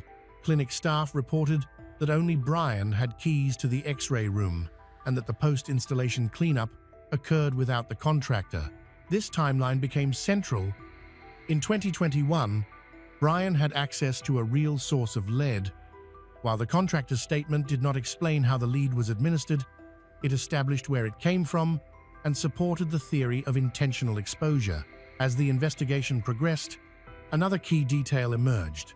Hannah had multiple life insurance policies totaling about $3 million. All policies named Brian as policyholder and sole beneficiary. Because they were spread across several insurers, they were harder to detect and obscured the overall coverage. The first policy was taken out in 2020, and Hannah likely knew about it. In 2021, around the time her health declined, additional policies were added. Attempts to increase coverage by another $5 million were denied when applications were rejected. The timing of these expansions, coinciding with Hannah's worsening condition, strengthened the case for intent. The health questionnaires required for approval were especially important. They demanded proof of good health, and significant weight loss could trigger denial. According to Hannah, Brian pressured her to wear weighted ankle bands during weigh-ins to conceal her weight loss and make her appear stable. benefiting the applications. During medical consultations, Brian seemed more focused on policy limits and conditions than on diagnosis or treatment. Staff noted he repeatedly raised insurance technicalities as a priority. Hannah's insurance forms carried electronic signatures, which later became disputed. The defense claimed Hannah was aware and involved. She denied this, saying Brian had access to some of her digital accounts. Investigators focused less on the specific content of the forms and more on the broader questions: who initiated the applications, who stood to benefit, and how medical documentation was tailored to fit policy requirements. A review of the family's coverage revealed a red flag. Brian, the primary earner, had a relatively modest policy, while Hannah, who contributed less financially, was insured for far larger amounts. Typically, higher earners carry higher coverage. This discrepancy suggested potential financial misconduct and pointed to a clear motive. Hannah's death would have yielded substantial payouts to Brian. By trial, both sides had firm positions. The prosecution argued that Brian deliberately poisoned Hannah with lead to collect insurance benefits, supported by medical data, a detailed timeline, and extensive financial records. The defense tried to undermine the evidence, citing procedural issues. They emphasized that there was no direct proof of how the lead entered Hannah's system and urged the court to reject circumstantial evidence without definitive proof of the method of poisoning. Court proceedings began in June 2025 on an expedited schedule. The defense concentrated on the collection and storage of biological samples, noting that urine was sometimes collected in non-standard containers and handled outside proper laboratory conditions. They also emphasized two gaps: the incomplete chemical comparison between the lead found in Brian's clinic and the lead detected in Hannah's body, and the absence of the original supplement containers. The defense proposed alternative explanations, including accidental exposure. After hearing both sides, the court ruled the medical and procedural evidence admissible. It acknowledged procedural flaws that could affect how jurors weighed the evidence, but found they did not make it invalid. When witness testimony ended, the defense called no witnesses, arguing the prosecution bore the burden of proof. In closing, the prosecution presented a timeline. Brian obtained access to lead in 2021. Hannah's health declined soon after. No lead sources were found in the home. The theory of shared environmental exposure was weakened because no other household members showed contamination.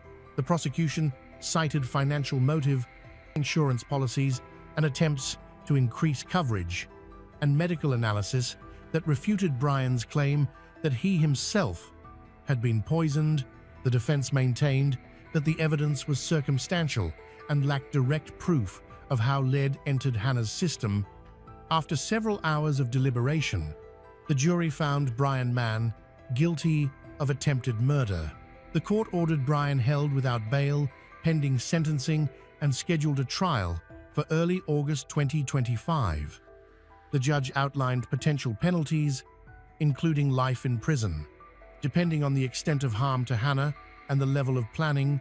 At the August hearing, with Brian Mann already convicted of attempted murder using toxic substances, the prosecution sought the maximum sentence.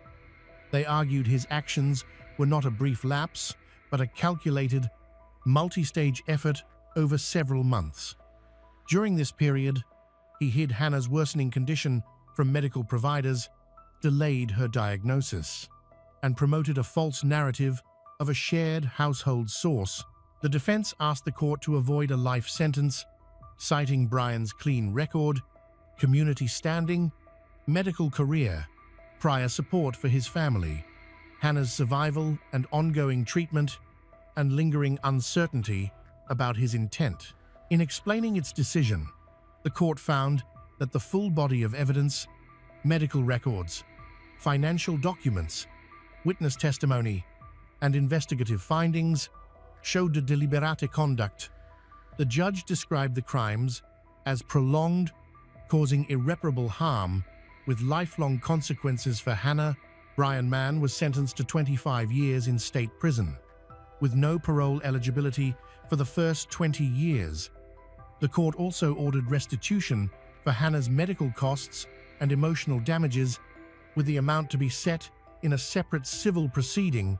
The sentence did not restore Hannah's former life. Although her condition stabilized, the effects of severe lead poisoning were irreversible. Doctors reported lasting neurological impairments, chronic pain, persistent fatigue, and a need for lifelong blood monitoring. Some motor function returned, but she still required a wheelchair for long distances. Hannah's son and daughter were placed in the care of her relatives. The case drew a strong public response. Former patients of Brian's clinic were shocked and confused by the verdict. Shortly after his arrest, the clinic was closed. Authorities seized all medical equipment, including the X-ray machine, for forensic analysis. Brian's medical license was revoked, and the building was later put up for sale. Insurance companies tied to the case launched internal audits of policies associated with Brian. They introduced new risk assessment measures, such as stricter verification of medical information for high-value policies. For law enforcement, the case set a precedent. Toxicological evidence can establish intent even without recovering the substance's delivery method. Investigators emphasized that indirect evidence, backed by expert analysis and consistent witness testimony, was pivotal in securing the conviction. Hannah publicly thanked the medical team, investigators, and witnesses, saying their efforts likely saved her life. She did not discuss future plans, focusing instead on healing and caring for her son and daughter. The house, once filled with laughter, was now suffocating in a deadly silence. Coming home from school, Carmen could never have imagined that just a few steps through the door would shatter her entire world. On the bedroom floor, in the cold and narrow space, her 16-year-old daughter, Maria Jesus Troncoso, lay bound and barely breathing. With the last of her strength, Maria whispered a single word, the name of her attacker, Jorge. That final breath did more than break a mother's heart. It ignited a nightmare that spread through the city of Los Angeles, Chile. A murder that shocked the nation, a killer hiding in plain sight, and a question that lingers to this day. How could a girl so full of light and dreams meet such a cruel end?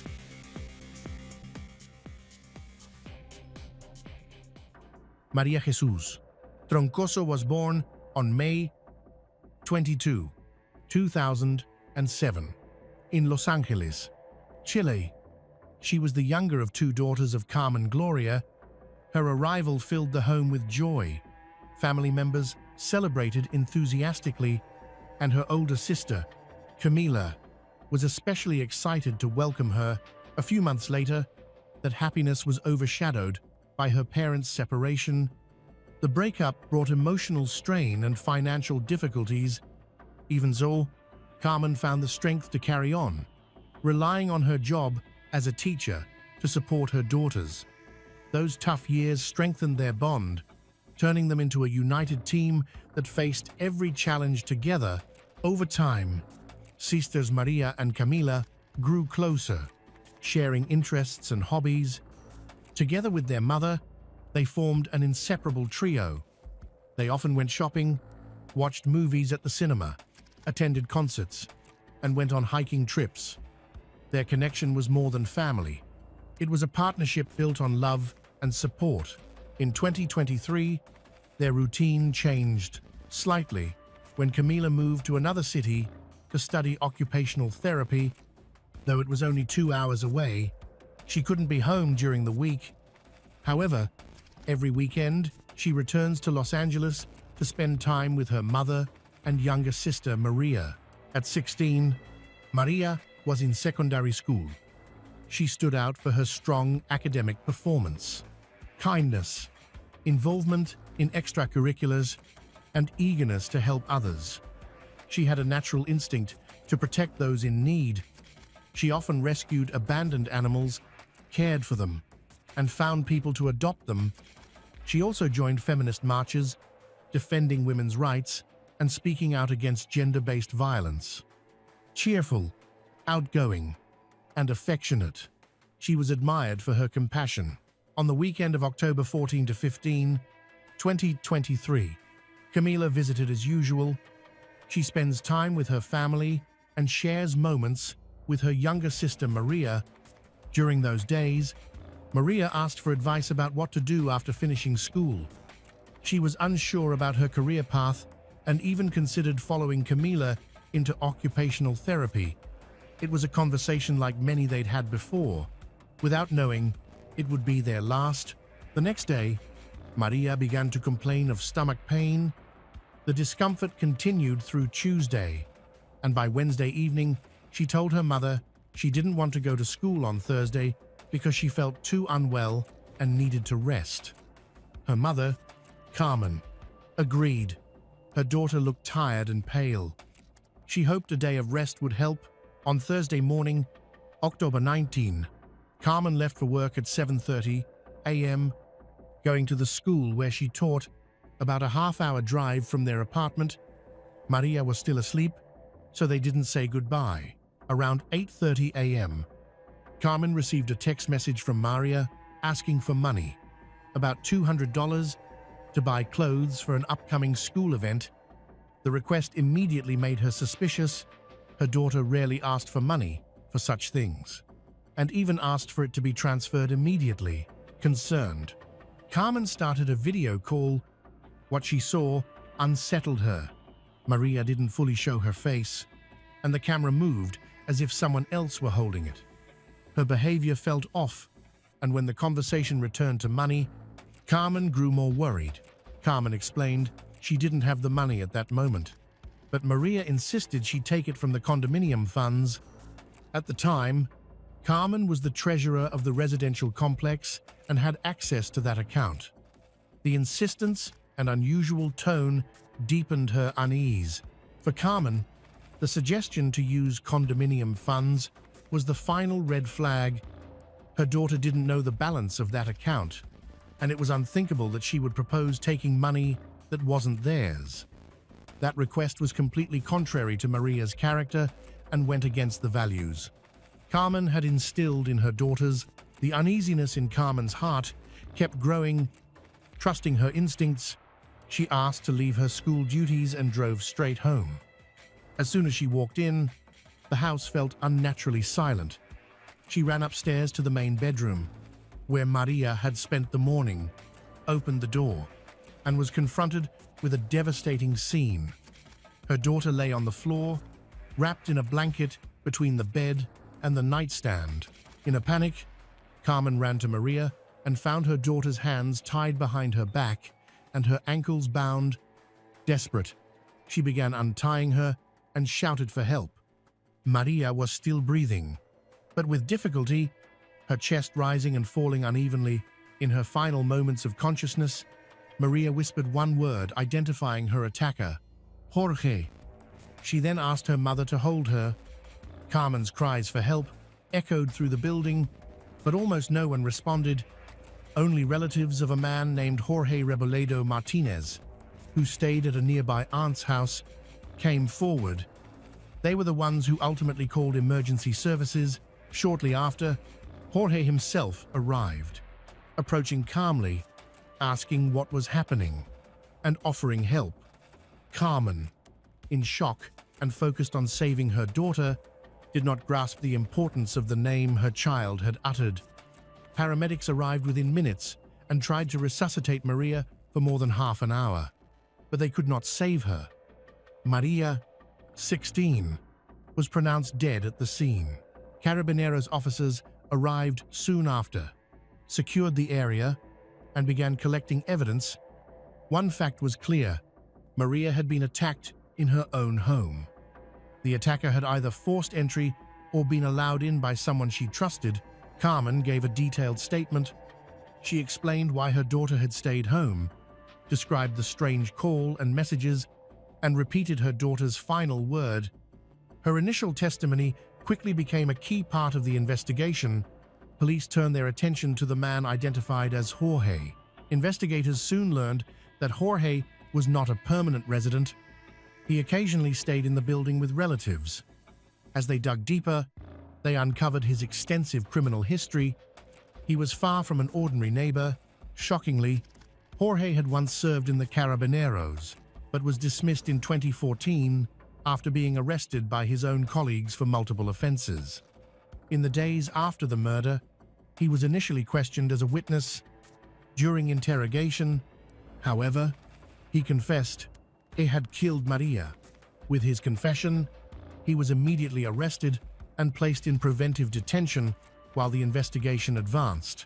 A deeper review of his past revealed a pattern of violence and crime, convincing investigators that the tragedy in Los Angeles was not an isolated act, but part of long-standing, unchecked behavior. His record included arrests for simple assault, robbery with intimidation, and violent robbery. An officer involved in his previous arrest shared disturbing details. Most of his victims were women, and during a search of his room, police found several women's underwear among his belongings. He had been sentenced to 5 years and 1 day in prison from August 29, 2015 to August 23, 2019, but secured early release in March 2019. Even more troubling, he later managed to erase his criminal record, leaving no official trace of his convictions. After his release, he maintained what authorities called an irreproachable conduct record, a technicality that allowed him to avoid scrutiny from neighbors and community leaders. In his initial statement about Maria's murder, Jorge gave a chilling account. On the morning of October 19, 2023, he entered through the front door, went straight to the kitchen to take a knife, and then headed upstairs to the main bedroom.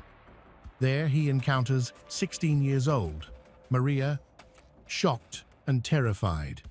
Maria froze when she saw him. He threatened her with the knife and demanded money. Maria gave Jorge everything she had, 20,000 Chilean pesos in cash, about $20. Jorge said it wasn't enough. When she insisted she had no more, he tied her hands and feet and forced her to call her mother to demand additional money. Because Maria couldn't hold the phone, Jorge held it for her. That explains why, during the video call, Carmen couldn't clearly see her daughter's face and why the camera moved oddly. When Carmen refused to send money, Jorge became enraged. He ended the call and attacked Maria with such brutality that her injuries proved fatal. Realizing she was dying, he took the cash, a gold ring, and her phone. He later confessed to throwing the knife into a nearby river to destroy evidence. Divers recovered a knife, matching the description, which was sent to the forensic lab for analysis and comparison with Maria's wounds. For her family, the loss was devastating. On Friday, October 27, relatives, classmates, friends, teachers, and even strangers gathered to say goodbye. The funeral was filled with grief and a collective demand for justice. Her sister, Camila, emerged as a leading voice for accountability. She questioned how an alleged robbery could end in such a cruel killing. After his arrest, Jorge cooperated with investigators, handing over the clothes he wore that day and providing biological samples for comparison with evidence from the crime scene. Jorge was formally charged with robbery with homicide, and a court ordered his preventive detention during the ongoing investigation. Authorities set a 5-month investigation period, with a hearing scheduled for March 2024. Meanwhile, Maria's friends launched an online campaign calling for the harshest penalty, life imprisonment without parole or early release. The campaign gained traction, fueled by public anger over perceived failures in the justice system. Many asked, if this was only a robbery, why murder a teenager so mercilessly? Investigators did not rule out that Jorge had been watching the family's home, It was known in the neighborhood that only women lived there, which may have made them seem like an easy target. On November 3, 2023, the first march demanding justice for Maria took place, organized by her family. It was the start of a series of demonstrations over the following months, all echoing the same message. Justice delayed is justice denied. After Jorge's arrest, the legal process became a nightmare for Maria's family. Progress was far slower than they expected. The March hearing never happened. Delay tactics by the defense pushed the first hearing to June 26, forcing the family to wait months just to begin the trial. Camila keeps the memory of her younger sister Maria alive through social media posts, interviews, and constant participation in protests. Each month, on the anniversary of the murder, she shared tributes and raised awareness. Her goal was clear: to secure a life sentence for the man who shattered their family. On May 22, 2024, the family marked what would have been Marie's 17th birthday, a painful day used to honor her kindness, solidarity, and compassion. Around that time, a mural was painted in her memory during a public event, turning her legacy into a symbol of resilience for the community.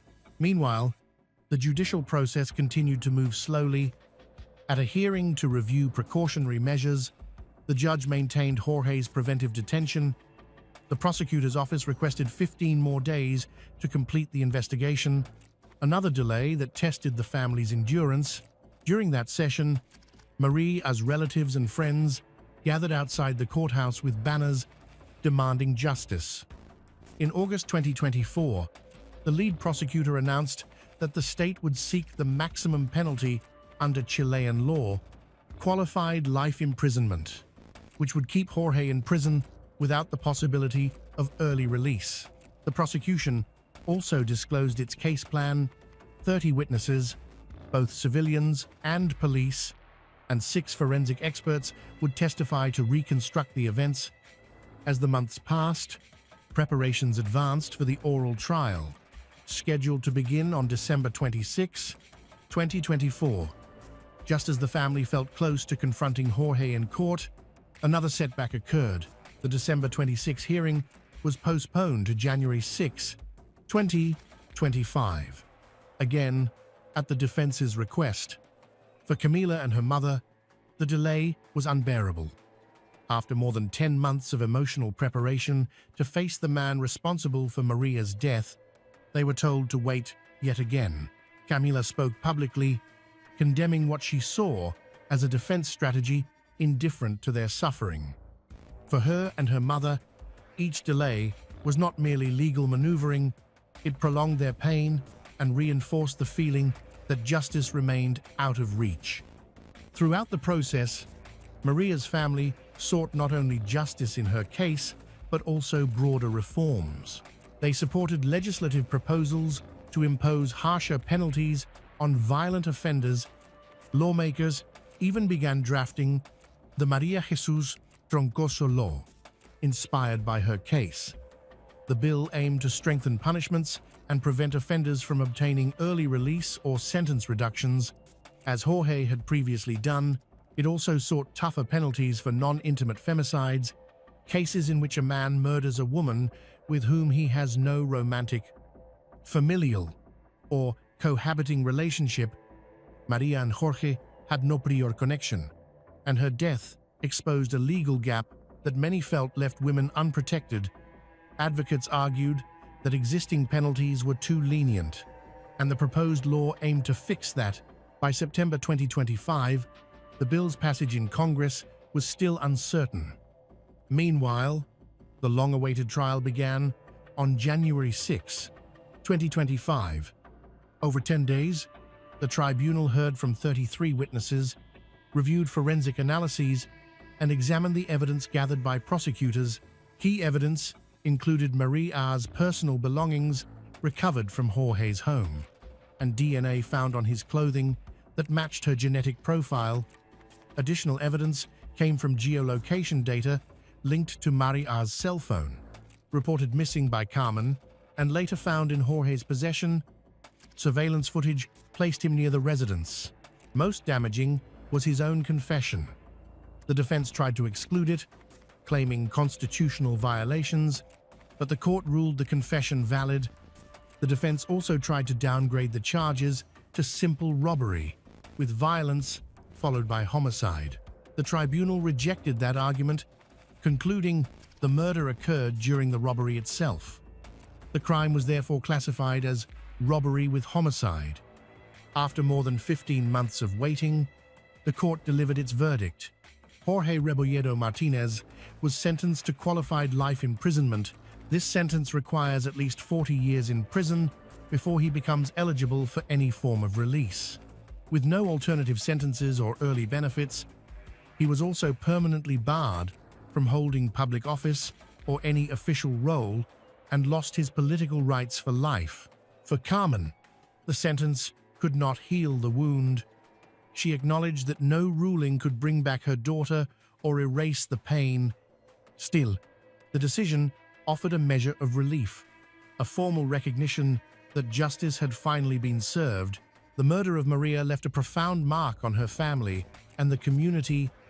Her case resonated far beyond Los Angeles, Chile, as a stark reminder of the dangers women continue to face and the urgent need for stronger protections.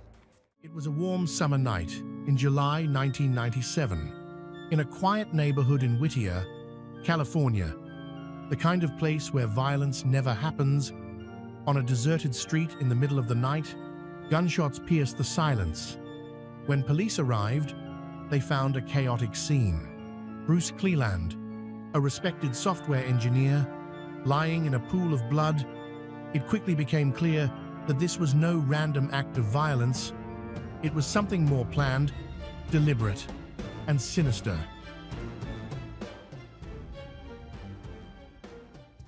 Bruce Cleland was born on March 31, 1954, in South Pasadena, California. He grew up in an affluent neighborhood with his older sister, surrounded by comfort and opportunity. Both of his parents were highly educated, financially secure, with strong signs of family wealth from earlier generations. From the outside, the Clelands looked like the perfect family: accomplished parents, well-raised children, and a bright future. Bruce was exceptionally intelligent from a young age. However, as a teenager, he discovered that his intelligence couldn't shield him from being treated cruelly. In 1968, he began attending South Pasadena High School, where his appearance and mannerisms made him a target for bullying. He was often teased and mockingly nicknamed Tiny Tim, after the entertainer known for his unusual voice and eccentric personality. For Bruce, the nickname cut deeper than just a jab at his slight build and soft-spoken voice. It symbolized how others saw him: gentle, awkward, and easy to dismiss. Yet instead of lashing out, Bruce endured the teasing with quiet resilience. He rarely showed anger and often coped by laughing at himself. His shy, reserved nature left him vulnerable. Throughout high school, he never dated, and his classmates thought he was weak. Still, he formed a small circle of close friends who appreciated his intelligence, kind personality. At home, his father, Harold Cleland, was his greatest supporter. The two shared a special bond, attending air shows and football games together, moments that gave Bruce a sense of belonging and strength. Romance intrigued him, but his lack of confidence kept him from pursuing relationships. Believing rejection was inevitable, he focused on academics instead. Science and technology became his refuge. Physics, mathematics, and computers fascinated him. His dedication paid off. By the time he graduated in June 1972, Bruce ranked among the top students in his class. He went on to attend Harvey Mudd College in Claremont, California, one of the country's most prestigious science and engineering schools. There, he experimented with social life, Parties, beer, new friendships, but never let distractions interfere with his studies. In June 1976, he graduated with a Bachelor of Science degree and soon entered Stanford University, where he earned his master's degree in 1978. With his education complete, Bruce launched a successful career. He first worked at General Electric in San Jose, California, before later joining TRW as a software engineer. His projects were highly technical and sometimes involved classified contracts with the United States military. In 1987, Bruce transferred within the company and relocated to Redondo Beach. By then, he was earning over $100,000 a year, a remarkable salary at the time. Yet despite his income, Bruce lived simply. He drove modest cars, avoided luxury, and invested carefully in savings and stocks. For him, practicality always outweighed status, and by the late 1982, he had quietly built substantial personal wealth. Colleagues admired Bruce for his discipline and frugality. Every decision he made, whether financial or personal, reflected a thoughtful, methodical character. By the 1992, he was in his 40s, financially secure, and respected in his field. The shy teenager, once mocked in high school, had grown into a man with stability and confidence. Yet in matters of the heart, Bruce still seemed paralyzed. Years of solitude and inexperience left him uncertain and hesitant when it came to love. All of that changed in late 1995. That year, Bruce met a woman who would alter the course of his life, Rebecca. Their paths crossed at a local swap meet where Rebecca was selling spices. For Bruce, who had never been much of a dater, the encounter was electric. Captivated by her beauty and charm, he clumsily tried to impress her, even offering the idea of a job at an IT company. Rebecca Pgrim handed him her resume. Soon afterward, Bruce called her. A relationship began. From the start, Rebecca's intentions appeared unusually direct. Within a week of meeting, she suggested marriage. For Bruce, who had never experienced such attention from a woman, the proposal was overwhelming yet deeply flattering. Eager for love, he agreed. Stepping blindly into his first serious relationship, Rebecca wasted no time. She introduced him to her 5-year-old son, claiming she had no contact with the boy's father and did not even know his identity. Almost immediately, she leaned on Bruce for financial support. Complaining about her living situation, she accepted his offer to rent her an apartment. Bruce furnished it, covered expenses, and even bought her a car. At first, it was a used Honda, but soon he upgraded it to a new Toyota after her persuasion. Over time, the requests grew bolder. Cosmetic surgery, jewelry, even a boat. For Bruce, who had spent years carefully saving, generosity felt like love. For Rebecca, it became a test of how much she could extract. Rebecca insisted on waiting until marriage for physical intimacy, something he interpreted as a sign of morality and self-respect. She claimed she had only ever been with one man, the father of her child. To Bruce, this made her unique, someone worth protecting and sacrificing for. When it came time to choose an engagement ring, Rebecca selected an extravagant diamond worth $10,000. Despite his normally cautious nature with money, Bruce eagerly paid. Soon after, she set her sights on a 4-bedroom house near Los Angeles, priced at $350,000, an enormous commitment for the mid-$1,990. Bruce purchased it, believing it was a gesture of love and security. They had a wedding in October 1996, but Rebecca wanted more. She envisioned a lavish church ceremony in January 1997, one she felt would showcase her true worth. Until then, she suggested that she and her son move into the new house, while Bruce wait until the church wedding before joining them. To Bruce, this seemed like a sign of tradition and respect.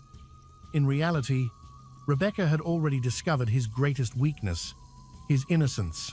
She knew he was inexperienced with women, defenseless against manipulation, and utterly flattered by her attention. What Bruce saw as love, Rebecca quickly turned into leverage.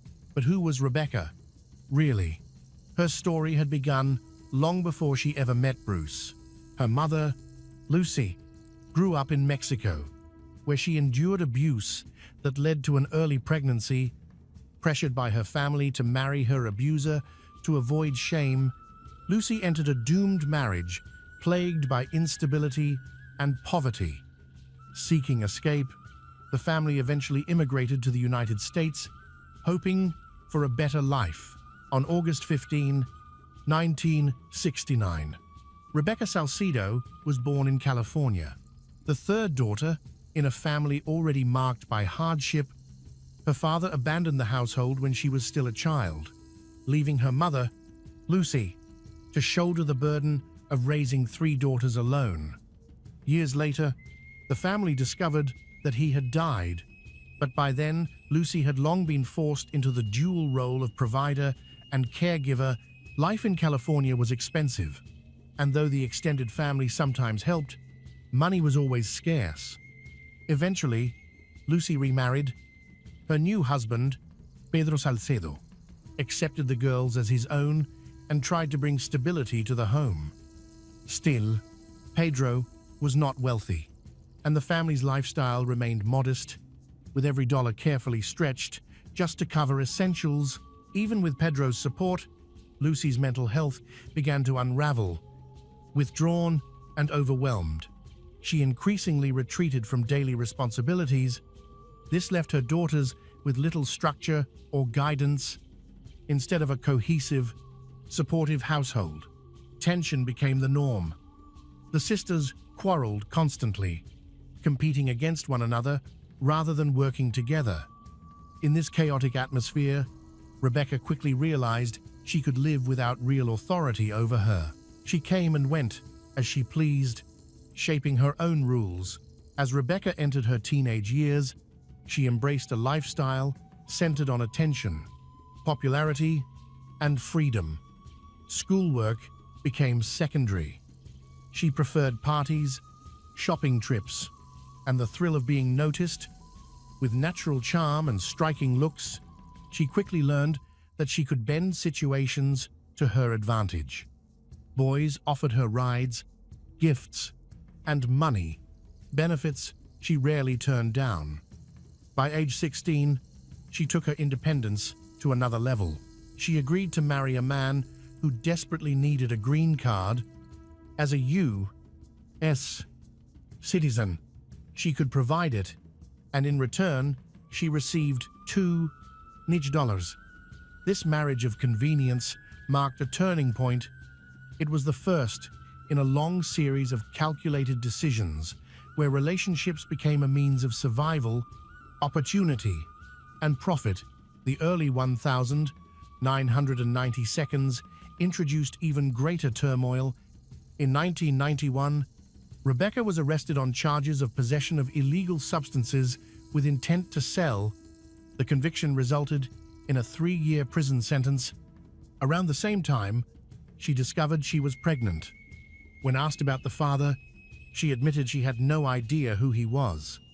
On October 22, 1991, while still behind bars, she gave birth to a son.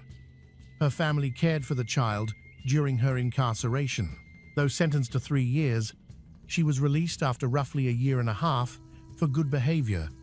This dark chapter would later be completely hidden from Bruce Cleland, who never suspected the reality of her past. Upon leaving prison, Rebecca faced the daunting challenge of rebuilding her life. No job, no degree, and the responsibility of a young child, but she soon entered a relationship that offered emotional refuge. Her partner was Sherry, a former police officer. To those who knew Rebecca at the time, Sherry seemed to be her true love. Rebecca even had Sherry's name tattooed on her leg as a permanent sign of commitment. For several years, from 1991 to 1994, Rebecca, Sherry, and her son built a life together. It was perhaps the most stable and genuinely happy period Rebecca ever experienced. That sense of stability was abruptly shattered in 1994. Lucy, long plagued by mental illness, took her own life. The tragedy devastated Rebecca. Friends and family noticed a dramatic change in her behavior. Once relatively steady, she became volatile, argumentative, and unpredictable. Her relationship with Sherry began to crumble under constant fights, infidelity, and Rebecca's return to partying. By the end of the year, the bond was broken.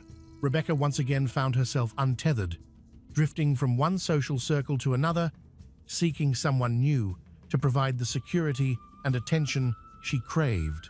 It was in this vulnerable and unstable period that Rebecca crossed paths with Bruce Cleland. To her, Bruce represented something she had been seeking for years, a man who was gentle, trusting, and financially secure. She immediately recognized his naivety in matters of love and knew how to craft a persona that would appeal to him. She presented herself as principled, loyal, and morally upright.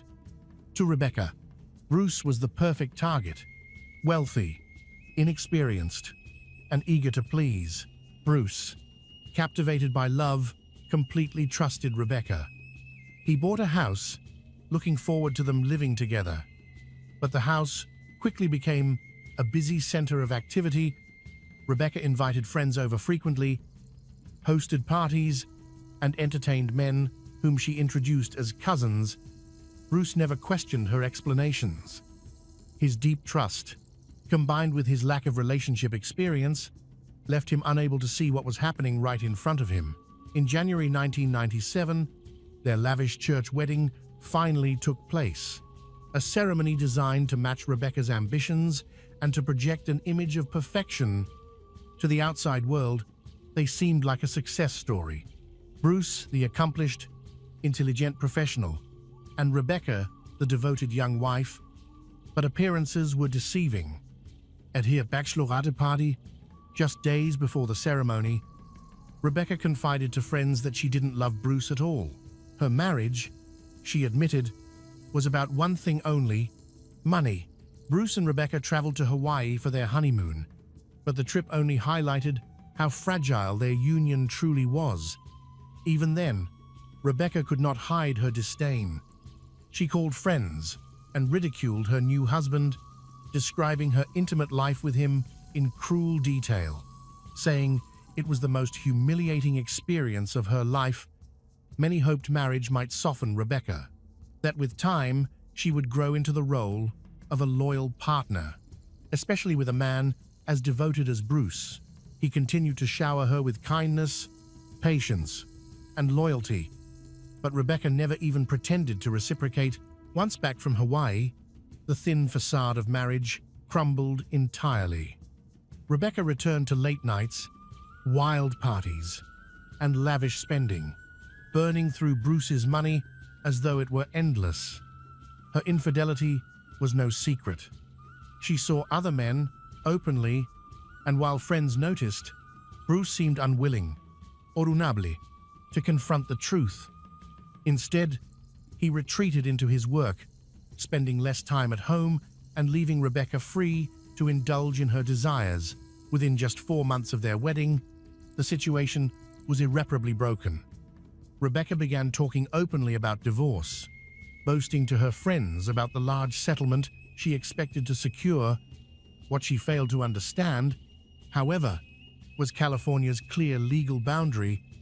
The fortune Bruce had carefully built before their marriage would remain his. Still, Rebecca pressed forward, determined to turn the marriage into profit. The first public cracks appeared in April when police were called to their home after a heated, loud argument spilled out of control. For Bruce, The tension and stress became unbearable. Naturally calm and soft-spoken, he was not a man prone to anger, but being forced out of his own home was a breaking point. He left the house and sought legal advice, slowly beginning to recognize what he had long denied. Rebecca's affections were never real. She was motivated purely by money. The division of assets after their split was not what she expected. Rebecca's dreams went up in smoke. Because Bruce had purchased his home and accumulated wealth before marriage, those assets were legally protected. The only amount subject to division totaled around $5,000, a devastating blow to her expectations. To Rebecca, it felt like an insult, yet she wasn't ready to let go. Even after their separation, she continued using Bruce's credit cards without permission. Designer clothing, glittering jewelry, nights at upscale restaurants, beauty treatments, and party expenses all found their way onto his statements. From the outside, Rebecca maintained the image of glamour and abundance. In reality, it was Bruce's steady paycheck that still fueled her lifestyle. Meanwhile, Bruce moved back into his parents' home. His attorney advised him to sever ties completely, to cut Rebecca off for good. But Bruce, hopeful to a fault, clung to the possibility that their marriage might be salvaged. Rebecca, ever calculating, sensed his weakness and dangled the idea of reconciliation. On the morning of Friday, July 25, 1997, she called him with a suggestion. Perhaps they could start over. To Bruce, it was the one thing he had longed to hear. That evening, they arranged to meet at the same restaurant where they had first gone on a date. Bruce picked her up, and by 9:30 p.m., they were seated together, sharing dinner. An hour later, they were back on the road. At Rebecca's urging, they stopped by her uncle's house, a man she often described as a father figure. The visit seemed ordinary, calm even. Around 1 o'clock a.m., they said their goodbyes and drove off. Rebecca was behind the wheel when their car pulled onto a quiet, isolated stretch of road. She suddenly claimed she needed to step out and check the tailgate. Bruce, sitting in the passenger seat, waited. Then, out of the shadows, a figure emerged. The stillness of the night shattered as gunshots rang out. Bruce was struck and scrambled out of the car, attempting to flee, but another shot tore into his back. He collapsed to the ground, helpless, as the killer closed in and delivered a final shot to his head.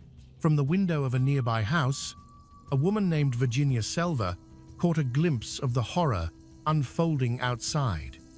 Horrified, she immediately dialed 911. When police arrived, they found Bruce lying lifeless, only feet from his car.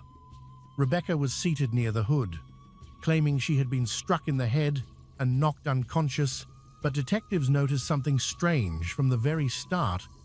Rebecca showed no panic, no tears, no shock. Instead, she calmly offered an explanation.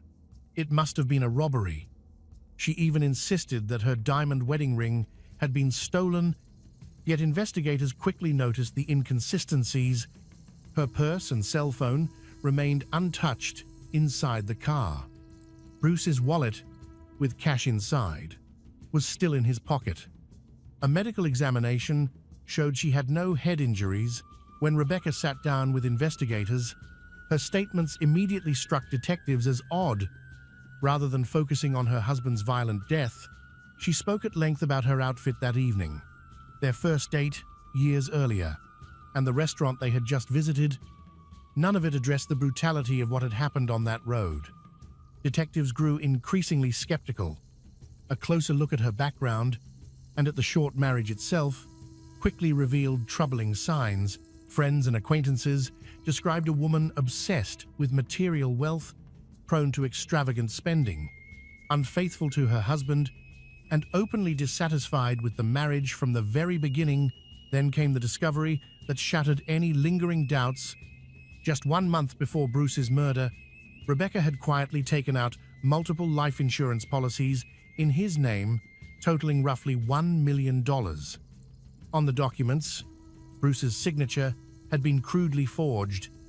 If he were to die, Rebecca stood to inherit everything: his house, his possessions, and the insurance payout. Investigators also learned that Bruce was a man without enemies. No grudges, no disputes, no history of violence, but witnesses near the crime scene recalled something else. They had seen a young Latino male in the area that night. Detectives turned to Rebecca's phone records. One name stood out immediately: Álvaro Quesada, her cousin. He matched the witness description. The evidence trail closed in quickly. Under interrogation, Álvaro confessed to being the gunman. He admitted he had ambushed Bruce at Rebecca's request. His brother, José Quesada, also confessed to participating in the crime. Both men independently pointed to Rebecca as the orchestrator, the mastermind, who had manipulated them into carrying out the killing. The case proceeded to trial. In June 2000, Rebecca Cleland, along with Álvaro Quesada and José Quesada, were convicted of first-degree murder and conspiracy to commit murder. The jury determined the crime involved special circumstances, financial gain, and lying in wait. Rebecca showed no remorse throughout the proceedings. In 2003, she received her sentence, life imprisonment without the possibility of parole. Today, she remains incarcerated at the California Institution for Women in Corona. Álvaro and José are also serving life sentences in California state prisons. For Bruce's parent, the verdict provided accountability but little comfort. From the start, they had sensed something was wrong. They had pleaded with their son not to marry Rebecca, worried she cared only for his money. In the months following the wedding, they watched helplessly as his once bright spirit dimmed. Bruce eventually confided that he planned to file for divorce, but by then, Rebecca's plan was already in motion. Bruce Cleland's life had always been defined by quiet, determination, and deep kindness. First in his studies, then in his career, and above all, in the love he showed to family and friends. His murder at the hands of the woman he trusted most left everyone who knew him devastated. As his father later remarked with sorrowful certainty, "She planned it from the beginning." The story of Bruce Cleland remains a haunting reminder of how trust can be betrayed, how greed can corrupt love into something deadly, and how one man's simple, dignified life was stolen by someone who saw him only as a means to an end. Heights, Utah, at 11:47 p.m. A call was secretly recorded. During that conversation, Jennifer confessed to her lover that she had killed her husband, Matthew. From that moment on, the truth about a seemingly perfect marriage began to emerge, leading to one of the most shocking family crimes in Utah. Jennifer Gledhill and Matthew Johnson seemed to have it all. Living in their $1 million home in Cottonwood Heights, Utah, they appeared to be the perfect family, a devoted military husband and a caring mother, raising their 3 children, aged 11, 7, and 5. Matthew, 51, was a respected member of the Utah National Guard's 19th Special Forces Group. Known for his reliability and brilliance, his fellow soldiers said he was the kind of man they could always count on for answers. Jennifer, 42, was seen as a devoted mother and supportive military wife, whom many of Matthew's friends described as nice and rather reclusive, but beneath the surface, their marriage had begun to fracture months earlier. In August 2024, Jennifer filed for a temporary protective order against Matthew, claiming she needed protection from him. Yet, when the case reached 3rd District Commissioner Russell Minus, he dismissed the request. The commissioner noted that text messages from Jennifer to Matthew were repeatedly berating, belittling, and demeaning, if not outright attempts, to goad him into a violent response on the 16th of September, 2024, just days before the tragedy that would shatter their family forever. Commissioner Minus dismissed the protective order, ruling that no abuse had occurred. In the weeks leading up to September, Matthew's friends noticed changes. Jennifer's behavior had become so erratic that Matthew sometimes stayed overnight at a National Guard facility, telling those close to him that he feared for his safety. In one of his final conversations with a longtime friend, retired guardsman Kevin Thompson, Matthew said he was ready to move on and file for divorce. Behind his back, Jennifer was living a double life. She was deeply involved in an affair with another man, an affair so intense that it consumed her thoughts. On the 19th of September, just days before Matthew's death, Jennifer showed her lover a loaded Glock 19X she kept in the home. At the time, he brushed it off. Firearms weren't unusual in a military family, but prosecutors later argued this was part of a calculated plan. She had arranged for their 3 children to stay at her parents' house the night she planned to kill Matthew. The stage was being set for a confrontation that would end in tragedy. The 20th of September, 2024, began like any other day. But by evening, the fragile facade of the marriage would finally crumble. Matthew had discovered the truth about his wife's affair, and witnesses would later report hearing a heated argument between the couple that night. According to Jennifer's later confession, Matthew confronted her, yelling because he knew she had been sleeping with someone else. The argument was intense, years of marital problems finally exploding into the open. What happened next would haunt everyone who learned about it.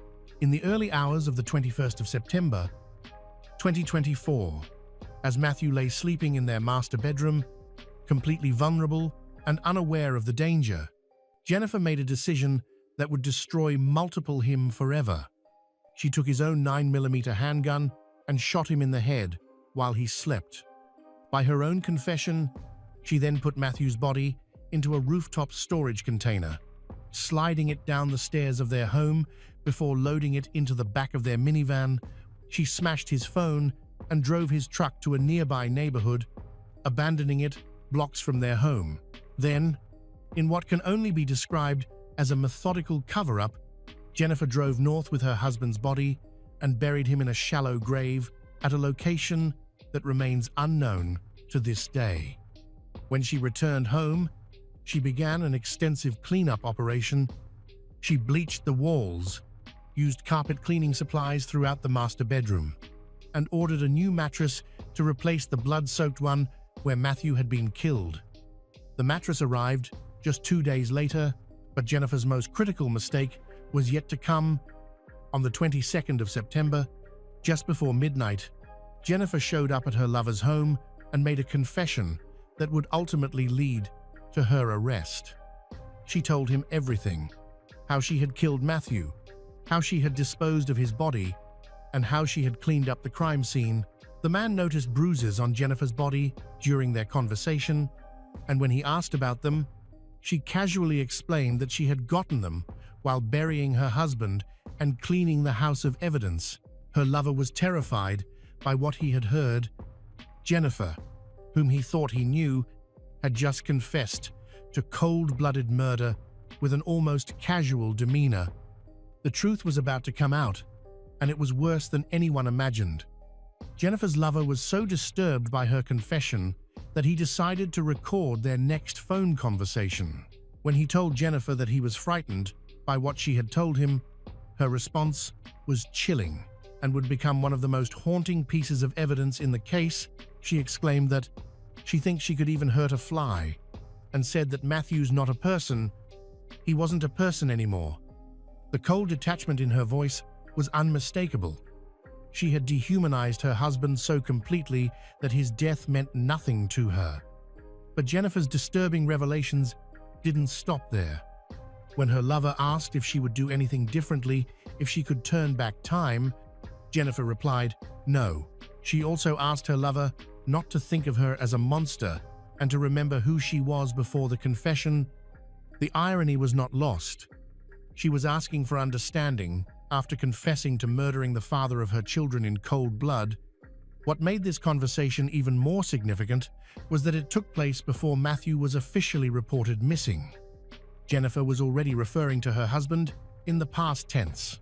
Even though no one else knew he was dead, 6 days after confessing to her lover, Jennifer finally reported Matthew missing to the police. She told them that Matthew had said he would be gone for a week and instructed her not to call him. Meanwhile, the Utah National Guard had already begun searching for Matthew when he failed to report for duty on the 23rd of September. Unbeknownst to Jennifer, her lover had been collecting evidence against her, including screenshots of their text messages and recordings of their phone conversations.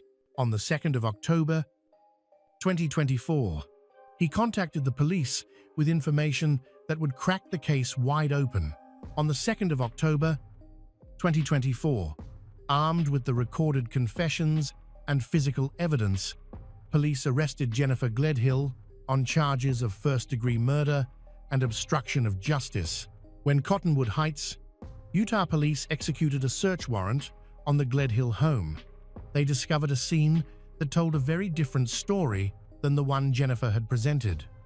In the master bedroom, investigators found a large blood-stained spot on the carpet beneath the bed. Blood was also found on the bed frame slats, which corroborated Jennifer's confession to her lover. The house reeked of bleach, and there were reddish-brown stains on the walls, bed frame, and blinds. Tellingly, the mattress in the bedroom was brand new. Phone records later revealed that Jennifer had ordered it on the 24th of September, just 3 days after the murder. It had been delivered 2 days later. During the investigation, police also discovered GPS data from Jennifer's phone showing her movements on the 21st of September and 22nd. The data showed her traveling to the location where Matthew's truck was found at around 6 a.m. and later tracking her journey north toward Davis County, exactly where she claimed to have buried his body. But the investigation was far from over. On the 24th of October, 2024, Jennifer's parents, Thomas Gledhill, 71, and Rosalie Gledhill, 68, were also arrested and charged with 4 counts of obstruction of justice. Police discovered that they had spent over 5 hours at Jennifer's house in late September. Despite initially claiming they were only there for less than an hour to pick up clothing, investigators found that Rosalie had purchased the new mattress and had her phone remotely reset, erasing all data about her whereabouts during the cleanup period. When police questioned Thomas about the master bedroom and the alleged cleanup, he said he did not go in where the incident happened, inadvertently revealing knowledge of a crime scene. During a search of Jennifer's parents' home, police found a Glock 19X gun box wrapped in a child's onesie inside a plastic tote near Jennifer's bedroom. The container matched the description of the gun Jennifer had shown to her lover on the 19th of September. The family had tried to cover up the perfect murder, but their web of lies was quickly unraveling. Months have passed since Jennifer's arrest, but Matthew Johnson's body remains missing. Extensive search efforts have covered multiple counties, extending from Davis counties all the way to Box Elder County near the Utah border. Over 70 searchers have participated in the ongoing efforts to find Matthew, including law enforcement, volunteers, and Matthew's own military friends who have organized their own search parties. As his friend Kevin Thompson said, the fact that the search is now in its 5th month keeps them up at night. John Hash, Matthew's fellow Green Beret, who served with him for 12 years, has been frustrated by the ongoing search efforts. He said, having had Jennifer in his home before, breaking bread with them, it turned out she's responsible for Matthew's death. It was shocking. Frankly, during recent court hearings, prosecutors revealed that a vehicle storage container had been found floating in water and it contained Matthew's blood inside. This discovery provided additional physical evidence linking Jennifer to the crime, but Matthew's body still hasn't been recovered. The search continues to expand across northern Utah as investigators follow every lead, hoping to finally bring Matthew home to his family. They were about to discover a secret Jennifer had hoped would never see the light of day. Jennifer Gledhill has pleaded not guilty to all charges against her. She faces 1 count of first-degree murder, 5 counts of obstruction of justice, 1 count of possession of a controlled substance, 1 count of abuse or desecration of a human body, and 1 count of tampering with a witness. During her bail hearing, prosecutors argued that Jennifer posed a significant danger to the community and to the integrity of the investigation. They revealed that she had told her lover she would shoot herself rather than go to jail, demonstrating both her desperation and potential for further violence. The judge sided with the prosecutors and denied Jennifer's request for bail, noting the risk she posed to the community. She remains in custody at the Salt Lake County Jail. Adding another layer of complexity to the case is the matter of Matthew's $500,000 Credential life insurance policy, with Jennifer named as the beneficiary. Because Jennifer is facing murder charges and Matthew's body is still missing, Credential has asked the court to determine who should receive the money. Jennifer's trial is scheduled to begin on the 8th of December, 2025, and is expected to last 8 days. Perhaps the most heartbreaking aspect of this case is the plight of the 3 children who have lost both parents, 1 to murder and 1 to imprisonment. Matthew Johnson's family has released a statement through their victim representative saying they are hopeful that they will find Matthew soon, or that Jennifer or someone will come forward with the location of his body so they can properly lay him to rest. The prosecution's theory is straightforward but chilling. Jennifer Gledhill killed her husband because he discovered her affair, and she wanted to be free to pursue her relationship with her lover rather than go through a messy divorce that might have resulted in shared custody and financial obligations. She chose murder.